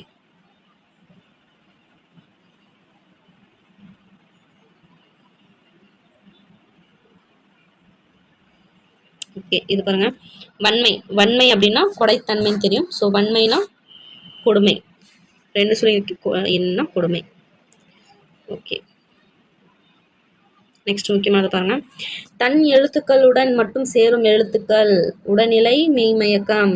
ஃபார் எக்ஸாம்பிள் இக்குனா கா இச்சு சா இதுதான் வந்து உடனிலை மெய்மயக்கம் அப்படின்னு சொல்லிட்டு சொல்றாங்க. ஸோ தன் எழுத்துக்களுடன் மட்டும் சேரும் எழுத்து உடனிலை மெய்மயக்கம். ஸோ கசத்தப்பா ஆகிய எழுத்துக்கள் தன் எழுத்துக்களுடன் மட்டும் சேர்ந்து வருகின்றன. நீங்களும் சில சொற்களை வாரி சொல்லி பாருங்கள். ஓகே. இது கசத்தப்ப வந்து பார்த்தோன்னா உடனிலை மெய்மயக்கத்தோட இது. அதே மாதிரி தன் எழுத்துக்களுடன் சேராத பிற எழுத்துக்களுடன் சேரும் எழுத்துக்கள் தான் வேற்றுநிலை மயக்கம்னு சொல்றாங்க. ஃபார் எக்ஸாம்பிள் இர் இல் இது பார்த்தோம்னா அதோட எழுத்துக்கள் வந்து சேர்ந்து வராது அப்படின்றாங்க. ஸோ இது இரு இல். தன் எழுத்து பெரிய எழுத்து இரண்டுடன் சேர்ந்து வரும் எழுத்துக்களும் உள்ளன. என்ன பார்த்தோம்னா குற்றம் அதில் பார்த்தோம்னா இரு வந்து அது கூடயும் வருது. இது பார்த்தோம்னா இது கூட அந்த மாதிரி மா கூடயும் சேர்ந்து அந்த மாதிரி தனியாக வேறு இது கூட சேர்ந்து வருது அப்படின்னு சொல்கிறாங்க. ஸோ தன்னோட சேர்ந்து வந்துச்சுன்னா தனி உடல்நிலை மயக்கம் தன்னோட எழுத்து கூட மச்சம் உடல்நிலை வேற கூட சேர்ந்து இருந்துச்சுன்னா வேற்றுநிலை. ஓகே. அடுத்து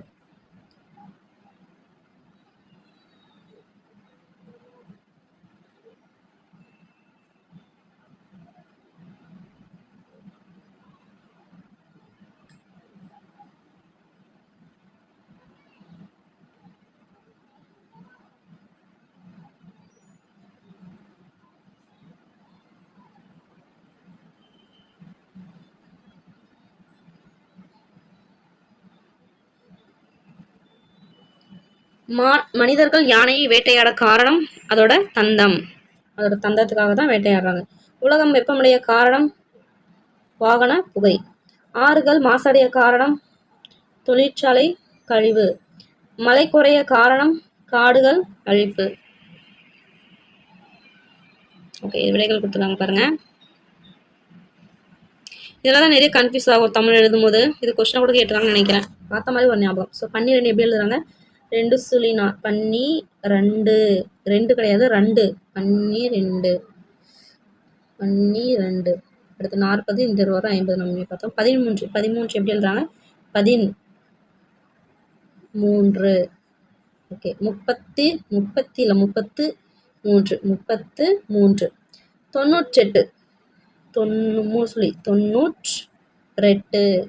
108 அதே மாதிரி 102. ஓகே. ஓகே. அடுத்து 7 நான்மணி கடிகை. ஓகே. கீழ்கணக்கு நூல்கள் ஒன்று முக்கியமானது பார்த்துக்கணும். அடிக்கடி கேட்குற இது மனைக்கு விளக்கம் மடவாள். மடவாள் தனக்கு தகைசால் புதல்வர். மனைக்கினிய காதல் புதல்வருக்கு கல்வி. கல்விக்கு ஓதி புகழ்சால் உணவு. எழுதுனது யாரு? விளம்பி நாகனார். நான்மணிக்கு கடிகையோட இது பார்த்தோம்னா விளம்பி நாகனார். ஸோ மொத்தமாக வந்து பார்த்தோம்னா 17 கீழ்கணக்கு நூல்கள் வந்து தனியாகவே வந்து ஒரு பிளேலிஸ்ட்டில் வந்து போட்டிருக்கேன். 17 கீழ்கணக்கு 3 பார்ட் வந்து போட்டிருக்கேன் ப்ரீவியஸ் கொஸ்டினோட சேர்த்து. நீங்கள் அதில் பார்த்தீங்கன்னா இப்போ 17 கீழ்கணக்கு நூல்களை 18 நூல்கள் பற்றியுமே அதில் எக்ஸ்ட்ரா கொஷின் ப்ரீவியஸ் கொஷின் எப்படி கொஷின் கேட்கலாம்னு சொல்லிட்டு நோட்ஸாக நான் வந்து கொடுத்துருப்பேன். ஸோ நீங்கள் அதையும் நீங்கள் பார்க்கலாம். பார்த்தீங்கன்னா இன்னும் ஒரு ஃபுல் கிளாரிஃபிகேஷன் வரும் பாருங்கள். ஓகே, மனைக்கு விளக்கு மடவாள். ஓகே, நான் பார்த்தோம். பாடல் பொருள். குடும்பத்திற்கு விளக்கு பெண்ணாவாள். அப்பெண்ணுக்கு விளக்கினை போன்றவள். அவள் பெற்ற பண்பில் சிறந்த பிள்ளைகள். மனத்திற்கினிய அன்புமிக்க அப்பிள்ளைகளுக்கு விளக்கினை போன்றது கல்வி. அக்கல்விக்கு விளக்காக விளங்குவது எதுவென்றால் அவர்களிடம் உள்ள நல்லெண்ணங்கள். ஸோ இது வந்து கொஸ்டினாக கேட்டிருக்காங்க. அதாவது கல்விக்கு விளக்காக விளங்குவது எதுவென்றால் அவர்களிடம் உள்ள எது அப்படின்னு சொல்லி கேட்டிருக்காங்க. நல்லெண்ணங்கள். ஸோ வந்து பொறுத்துற மாதிரி சொல்லுவாங்க. நல்லெண்ணங்கள் அவர்களிடம் எது நல்லெண்ணங்கள் கல்வி இப்படிலாம் கேட்டுவாங்க. கன்ஃபியூஸ் ஆகாமல் இருக்கும். ஸோ இது நல்லா தெரிஞ்சுக்கணும். நல்லெண்ணங்கள் தான் அவர்களிடத்தில் வந்து கல்விக்கு வந்து விளக்காக விளங்குவது. அதே மாதிரி வேற எப்படி கொஸ்டின் கேட்கலாம். குடும்பத்தின் விளக்கு யார் அப்படின்னா பெண். அடுத்து அந்த பெண்ணுக்கு விளக்கு யாரு? பண்பில் சிறந்த பிள்ளைகள். ஸோ அந்த பிள்ளைகளுக்கு விளக்கு கல்வி. அந்த கல்விக்கு விளக்கு தான் எதுன்னு பார்த்தோம்னா அவங்க பெற்றிருக்க நல்லெண்ணம். ஓகே, சொற்பொருள் பார்க்கலாம். மடவாள் பெண். தகைசால் பண்பில் சிறந்த. மனக்கினிய மனத்துக்கு இனிய. காதல் புலவர் அன்பு மக்கள். ஓதின் எதுவென்று சொல்லும்போது. நெக்ஸ்ட் புகழ்சால் புகழித்தரும் உணர்வுனா நல்லெண்ணம். நூல் குறிப்பாக்கலாம். நான்மணி கடிகை பார்த்தோம்னா 17 கீழ்கண் நூல்கள் 1. ஓகே, கடிகை என்றால் அணிகலன். அணிகலன்னா நகை. 4 மணிகள் கொண்ட அணிகலன் தான் பார்த்தோம்னா நான்மணி கடிகை அப்படின்னு சொல்றாங்க. அதுக்கடுத்து பார்த்தோம்னா ஒவ்வொரு பாட்டும் 4 அறக்கருத்துக்களை கூறும். ஓகே, நெக்ஸ்ட் பார்த்தோம்னா எத்தனை அறக்கருத்து? 4 அறக்கருத்து. 4 மணிக்கடி என்ன 4 மணி அப்படின்னா 4 அறக்கருத்துக்கள். ஆசிரியர் குறிப்பு. விளம்பி நாகனார் பார்த்தோம். ஸோ விளம்பின்றது ஊர். நாகனார் அப்படின்றது தான் அவரோட இயற்பெயர். ஸோ இதை வச்சு ஊர் பேர் நம்ம ஞாபகம் வச்சுக்கலாம். அடுத்த ஒரு உரைநடை. ஆறாரோ ஆறிராரோ. ஆறாரோ ஆறிராரோ. ஆறாரோ ஆறிராரோ. கண்ணே கண்மணியே ஆறடிச்சு நீ அழுதே அடிச்சாரை சொல்லி அழு ஆறாரோ ஆறிராரோ. ஓகே, இந்த பாடலை கேட்காதவர் யாரும் இருக்க முடியாது. இதை தாலாட்டு பாடல் அப்படின்னு சொல்கிறோம். ஸோ குழந்தையை வந்து தாய் தொட்டிலிட்டு பாடும் பாட்டு இது. பள்ளிக்கூடமே போகாத எழுத படிக்க தெரியாத தாய்மார்களுக்கும் இந்த தாலாட்டு பாடல் தெரிகிறது. அது எப்படி? அது மட்டுமின்றி இந்த பாட்டை யாரும் எழுதி புத்தமாக போட்டதும் இல்லை. பிறகு எப்படி எல்லா தாய்மார்களுக்கும்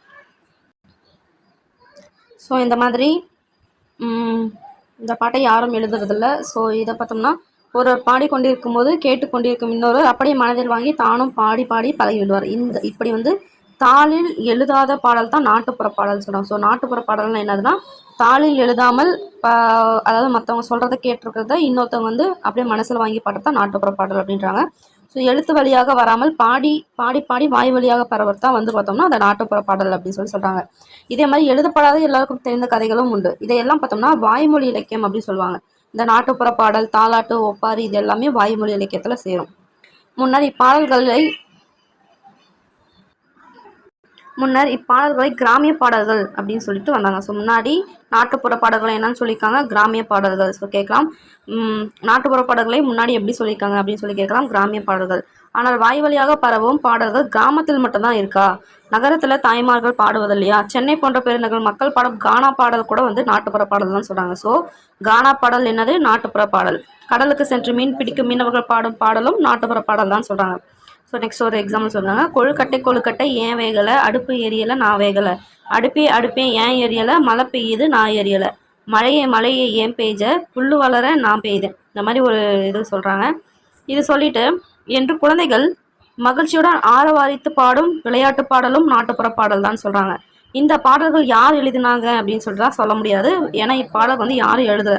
மக்கள் தாமாகவே பாட வேண்டும் என்று தோன்றும் போது இப்பாடல்கள் பாடப்படுகின்றன. குழந்தையை கொஞ்சம் வேண்டும் என்று தோன்றினால் தாலாட்டு பாடல் தானாக வந்துவிடும். இறந்தவர்களை பார்த்ததும் அழுகை வந்தோடும். அப்ப பாடுறது ஒப்பாரி. அப்படி பாடுகிறவர் ஏற்கனவே தாம் எங்கோ கேட்ட பாடல் வரியோட தன்னோட சில வரிகளை சேர்த்து பாடுறாங்க. அதான் நாட்டுப்புற பாடல் வந்து இப்படிதான் வளர்ந்து கொண்டே போகுது அப்படின்னு சொல்றாங்க. ஸோ ஒருவர் பாடியது போல அப்படி இன்னொருவர் பாடுவது இல்லை. இதுதான் நாட்டுப்புற பாடல்களின் தனிச்சிறப்பு. ஸோ கேட்கலாம், நாட்டுப்புற பாடலோட தனிச்சிறப்பு என்ன அப்படின்னு பார்த்தோம்னா ஒருவர் பாடியது போல அப்படி இன்னொருவர் பாடுவதில்லை. அதுதான் நாட்டுப்புற பாடல். நாட்டுப்புற பாடல்கள் வந்து எப்படி பிரிக்கலாம் அப்படின்னு பார்த்தோம்னா தாலாட்டு பாடல், விளையாட்டு பாடல், தொழில் பாடல், சடங்கு பாடல், கொண்டாட்ட பாடல், வழிபாட்டு பாடல், ஒப்பாரி பாடல் இது எல்லாமே பார்த்தோம்னா நாட்டுப்புற பாடல்கள் அப்படின்னு சொல்லிட்டு பிரிக்கிறாங்க. ஸோ பிறந்த குழந்தை பாடுவது தாலாட்டு பாடல், கொஞ்சம் மலர்ந்த பிள்ளைகள் பாடுறது, விளையாடும் போது பாடுறது விளையாட்டு பாடல். ஸோ தொழில் செய்யும் போது பாடுவாங்க பார்த்தோம்னா வேலை செய்கிற இடத்துல பாடுறது தொழில் பாடல். அதே மாதிரி இந்த சடங்கு, திருமணம், இந்த வளகாப்பு டைம்ல பாடுறது சடங்கு பாடல்கள். அதே மாதிரி கொண்டாட்ட பாடல்கள், சாமி கும்பிட்றது பார்த்தோம்னா வழிபாட்டு பாடல், இறந்தவங்க பாடுறது ஒப்பாரி பாடல் அப்படின்னு சொல்லிட்டு சொல்றாங்க.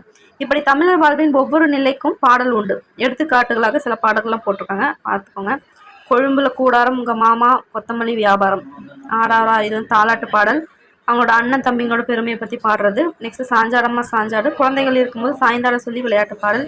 நெக்ஸ்ட் வெள்ளிப்பிடி அருவா ஏ விடல பிள்ளை கை அருவான்றது பார்த்தோம்னா கதிர் இருக்கும்போது பெண்கள் பாடிக்கொண்டு பாடுவார்கள்.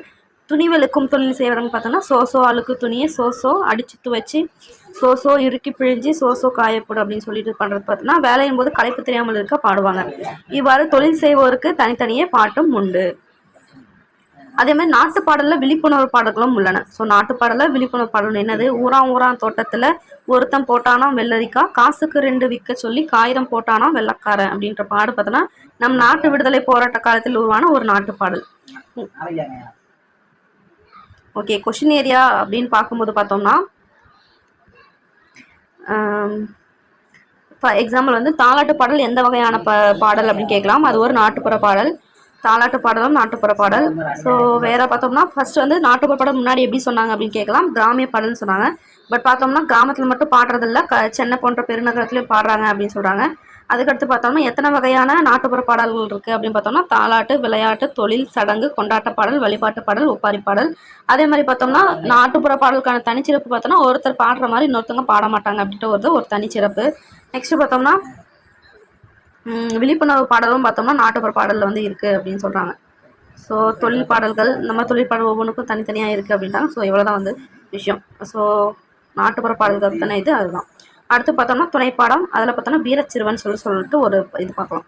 ஸோ மக்கள் நெருக்கம் மிகுந்தது கொல்கத்தா மாநகரம். ஸோ மக்கள் நெருக்கம் மிகுந்தது கொல்கத்தா நகரம். அந்நகரின் சாலையில் மக்கள் கூட்டத்தை விலக்கி கொண்டு ஒரு குதிரை வண்டி வேகமாக ஓடிக்கொண்டிருந்தது. வண்டியினுள் நடுத்தர வயது பெண்மணி ஒருத்தின் மடியில் பச்சிளங்குழந்தை ஒன்று இருந்தது. வண்டிக்காரனின் கட்டுப்பாட்டில் இருந்த குதிரை திடீரென்று 4 கால் பாய்ச்சலில் சிட்டாக பறக்கலாயிற்று. குதிரையை அடக்க இயலாத வண்டிக்காரன் தூக்கி எறியப்பட்டு கீழே விழுந்தான். வண்டியில் உட்கார்ந்திருந்த பெண்மணி பதறினாள். அவள் குழந்தையை தன் மார்போன் அணைத்துக் கொண்டு அழுதாள். வண்டியின் மரச்சட்டம் ஒன்றை பற்றியவாறு மூச்சை பிடித்துக் கொண்டு உட்கார்ந்திருந்தாள். ஐயோ என்று அலறியவாள் அவள் காப்பாற்றுங்கள் என்று கூக்குரலிட்டாள். அவளின் குரலுக்கு அவளையே சென்று எவரும் செவி சாய்க்கவில்லை. அவர்கள் தங்களை காப்பாற்றிக் கொள்ளும் முயற்சியில் தறிகெட்டு ஓடும் குதிரை கஞ்சி ஒதுங்கி கொண்டார்கள். அப்போது ஏறத்தாழ 14 வயதுள்ள சிறுவன் ஒருவன் அக்கூக்குரலை கேட்டான். கேட்டு அவளையும் அவளின் குழந்தையும் எப்படியாவது காப்பாற்ற வேண்டும் என்று எண்ணினான். துடிப்புமிக்க அச்சிறுவன் வில்லிலிருந்து புறப்பட்ட அம்பை போல பாய்ந்து சாலைக்கு வந்தான். அவன் குதிரை மீது தாவி ஏற முயன்றான். ஆனால் குதிரை துள்ளி குதித்து முதுகை நெளித்து அவனை கீழே தள்ளிவிட்டு ஓடியது. மீண்டும் எழுந்த அவன் முன் போலவே குதிரை மீது ஏறி உட்கார முயன்றான். அந்த பொல்லா குதிரை அவனை மீண்டும் மீண்டும் கீழே தள்ளிவிட்டது. இப்படி பலமுறை முயற்சி செய்த அந்த சிறுவன் அவனுக்கு கை கால் முகமெல்லாம் உடல் முழுவதும் சிராய்ப்பு காயங்கள் ஏற்பட்டன. அவற்றிலிருந்து ரத்தம் கசிந்தாலும் அதற்காக அவன் சிறிதும் மனம் கவலைப்படவில்லை. மீண்டும் மீண்டும் முயன்று குதிரை மீது ஏறினான். ஏறி அச்சிறுவன் அதனை அடக்கி தன் கட்டுப்பாட்டுக்குள் கொண்டு வந்தான். வண்டியை சாலையோரம் நிறுத்தினான். உயிருக்காக போராடி கொண்டிருந்த பெண்மணி பெருமூச்சு விட்டுக் கொண்டு தப்பித்தோம் பிழைத்தோம் என கீழே இறங்கினார். அதுவரையில் சாலையோரம் ஒதுங்கின்றி வேடிக்கை பார்த்து கொண்டிருந்த கூட்டம் விரைந்தோடி வந்து வண்டியை சூழ்ந்து கொண்டது. அனைவரும் அந்த வீரச்சிறுவனின் மன உறுதியை வாயார புகழ்ந்தனர். குதிரையை அடக்கிய அச்சிறுவன் எவருடைய புகழ் மொழிக்கும் மயங்கவில்லை. தன் உடலிலும் உடையிலும் ஒட்டியிருந்த புழுதியை தட்டிவிட்டான். தான் செய்தது அரும்பெரும் செயல் என்பதை பற்றி சிறிதும் நினைக்கவில்லை. தான் செல்ல வேண்டிய பாதையில் தன் நடையை தொடர்ந்தான். குழந்தைகளை உறுதிமிக்க அந்த சிறுவன் யார் தெரியுமா? அவர் பெயர் தான் நரேந்திர தத். பெயரை எங்கே கேட்டது போல இருக்கிறதா? பிற்காலத்தில் உலகம் புகழ் உயர்ந்த சுவாமி விவேகானந்தர் அந்த வீரச்சிறுவன். ஸோ இதில் கொஷின் ஏரியா அப்படின்னு பார்த்தோம்னா சுவாமி விவேகானந்தரோட இயற்பெயர் என்னன்னு பார்த்தோம்னா நரேந்திர தத். ஸோ நரேந்திர தத் விவேகானந்தர் அந்த சிறுவன். அதே மாதிரி இந்த எழுத்தாளர் ஜானகி மணாலன் என்பாருடைய அறிவை வளர்க்கும் அற்புத கதைகள் அப்படின்ற நூல் வந்து சிறுகதை எழுத்தாளப்பட்டது அப்படின்றாங்க. ஸோ இந்த வீரச்சிறுவன் அப்படின்ற இந்த சிறுகதை எதுலேருந்து எடுத்தாங்க அப்படின்னு சொல்லி பார்த்தோம்னா அறிவை வளர்க்கும் அற்புத கதைகள். எழுத்தாளர் யாருன்னு பார்த்தோம்னா ஜானகி மணாலன். ஸோ ஜானகி மணாலனோட இதுதான் பார்த்தோம்னா நூல் பார்த்தோம்னா அறிவை வளர்க்கும் அற்புத கதைகள். அதுலேருந்து எடுத்தது தான் வீரச்சிறுவன்.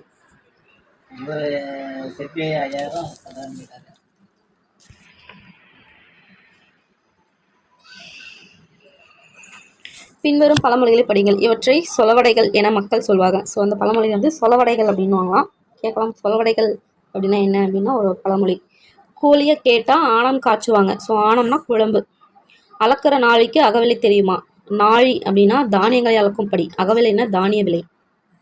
திறந்த வீட்டுக்கு திறவுகோல் எதுக்கு? திறவுகோல்னா சாவி. ஸோ ஆணம், அகவிலை, திறவுகோல் போன்ற சொற்கள் 50 ஆண்டுகளுக்கு முன்னர் சிற்றூர்கள் இயல்பாக பேசப்பட்டவை. அவை இன்று மறைந்து வருகின்றன. நீங்கள் படித்த நாட்டுப்புற பாடலில் திரும்ப திரும்ப ஒரு சொல்லை கவனித்தீர்களா? கொழும்புல கூடாரம், மதுரையில் கூடாரம். கூடாரம் இடுவது என்றால் தங்குவது என்று பொருள். ஓகே.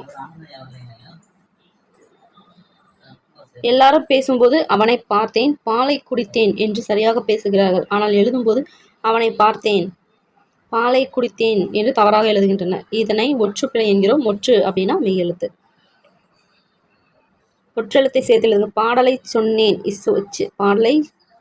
பாடலை சொன்னேன், கடவுளை கண்டேன். நெக்ஸ்ட், பழத்தை தின்றேன், கண்ணனுக்கு கொடுத்தேன், மதுரைக்கு செல்வோம். ஓகே, இது என்னது? சொல் வண்ணமிட்ட சொற்கள் பிழையானவை. கிணற்றில் போட்டேன்,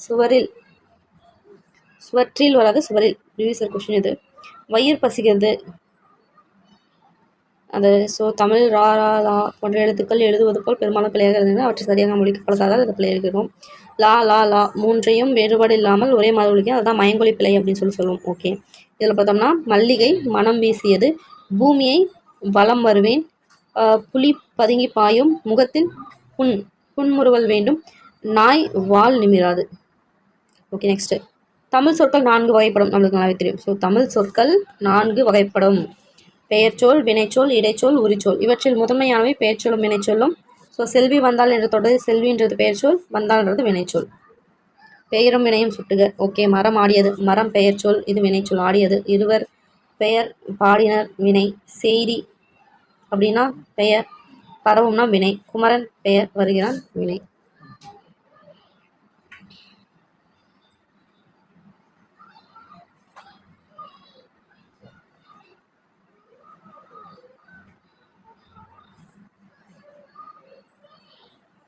நான்மணிக்கடிகையின் ஆசிரியர் விளம்பினாகனார். கொஸ்டின் எப்படி கேட்டிருக்காங்க பாருங்க. கொழும்பில் கூடாரம் போட்டவருக்கு என்ன வியாபாரம்?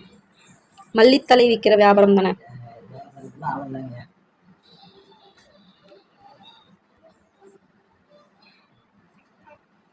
கொத்தமல்லி வியாபாரம், அந்த மல்லி விற்கிற வியாபாரம்.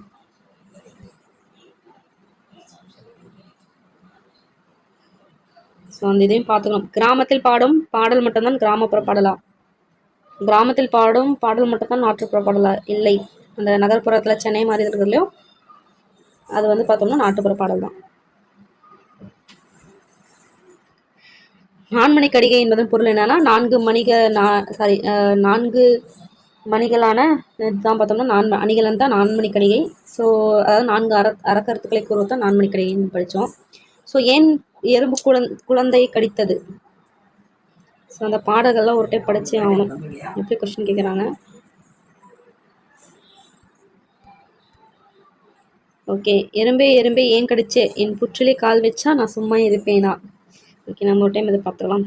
கொழுக்கட்டை ஏன் வாங்கலன்னா அடுப்பு எரியல ஆனால் வேகலை, அடுப்பே ஏன் எரியல, மழை பெய்யுது ஆனால் எரியல, மழை மழை ஏன் பெஞ்சனா, புல் வளர நான் பெய்தேன், புல்லே ஏன் வளர்ந்தேன், மாடு தின்னு நான் வளர்ந்தேன், மாடே ஏன் தின்றாய், மாட்டுக்காரன் அவிழ்த்து விட்டான் நான் தின்றேன், மாட்டுக்காரா ஏன் அவிழ்த்து விட்டேன், குழந்தை அழுதது நான் அழுத்து விட்டேன், குழந்தை ஏன் அழுதே, எறும்பு கடிச்சது நான் அழுதேன், எறும்பே ஏன் கடிச்சேன், என் புற்றிலே கால் வச்சா நான் சும்மா இருப்பேனா?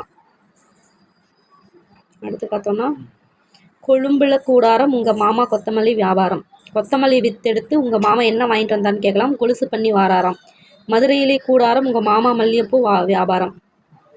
ஸோ கொழும்புல பார்த்தோம்னா கொத்தமல்லி வியாபாரம், மதுரையில் பார்த்தோம்னா மல்லிகைப்பூ வியாபாரம். ஸோ மல்லிகைப்பூ வித்தெடுத்து மாலை பண்ணி வாராராம். ஸோ கொத்தமல்லி வித்தெடுத்து கொலுசு, மல்லிகைப்பூ வித்தெடுத்து மாலை. சாஞ்சாடம்மா சாஞ்சாடு, சாயக்கிளியே சாஞ்சாடு, குத்துவிளக்கே சாஞ்சாடு, கோயில் புறாவே சாஞ்சாடு, மானே மயிலே சாஞ்சாடு, மாடப்புறாவே சாஞ்சாடு. நெக்ஸ்ட், வெள்ளிப்பிடி அருவா விடலப்பிள்ளை கை அருவா, சொல்லி அடிச்சருவா இப்போ சுழத்துதடி நெல் கருத. நெக்ஸ்ட்,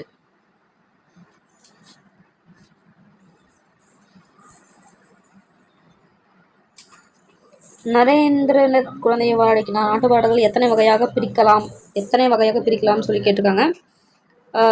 தாலாட்டு மலையாளம் பார்க்கலாம்.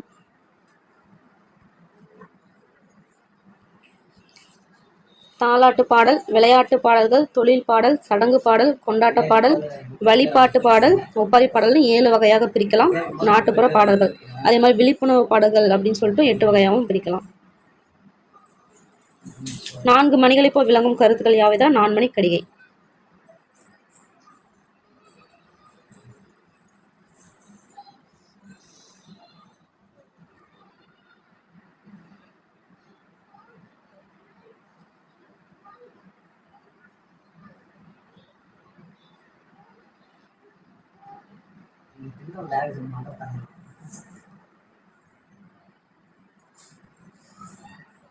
அள்ள முடியும் கிள்ள முடியாது தண்ணி.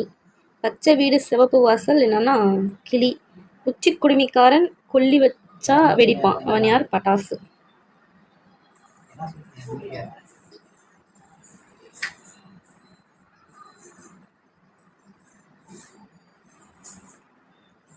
ஓகே, அவ்வளோதான். இயல் 3 வந்து முடிச்சிட்டோம். ஸோ இயல் 1, 2, 3 முடிச்சிட்டோம். ஸோ அடுத்து பார்த்தோம்னா 4, 5, 6, அடுத்து 7, 8, 9 அப்படின்னு சொல்லிட்டு முடிக்கலாம்.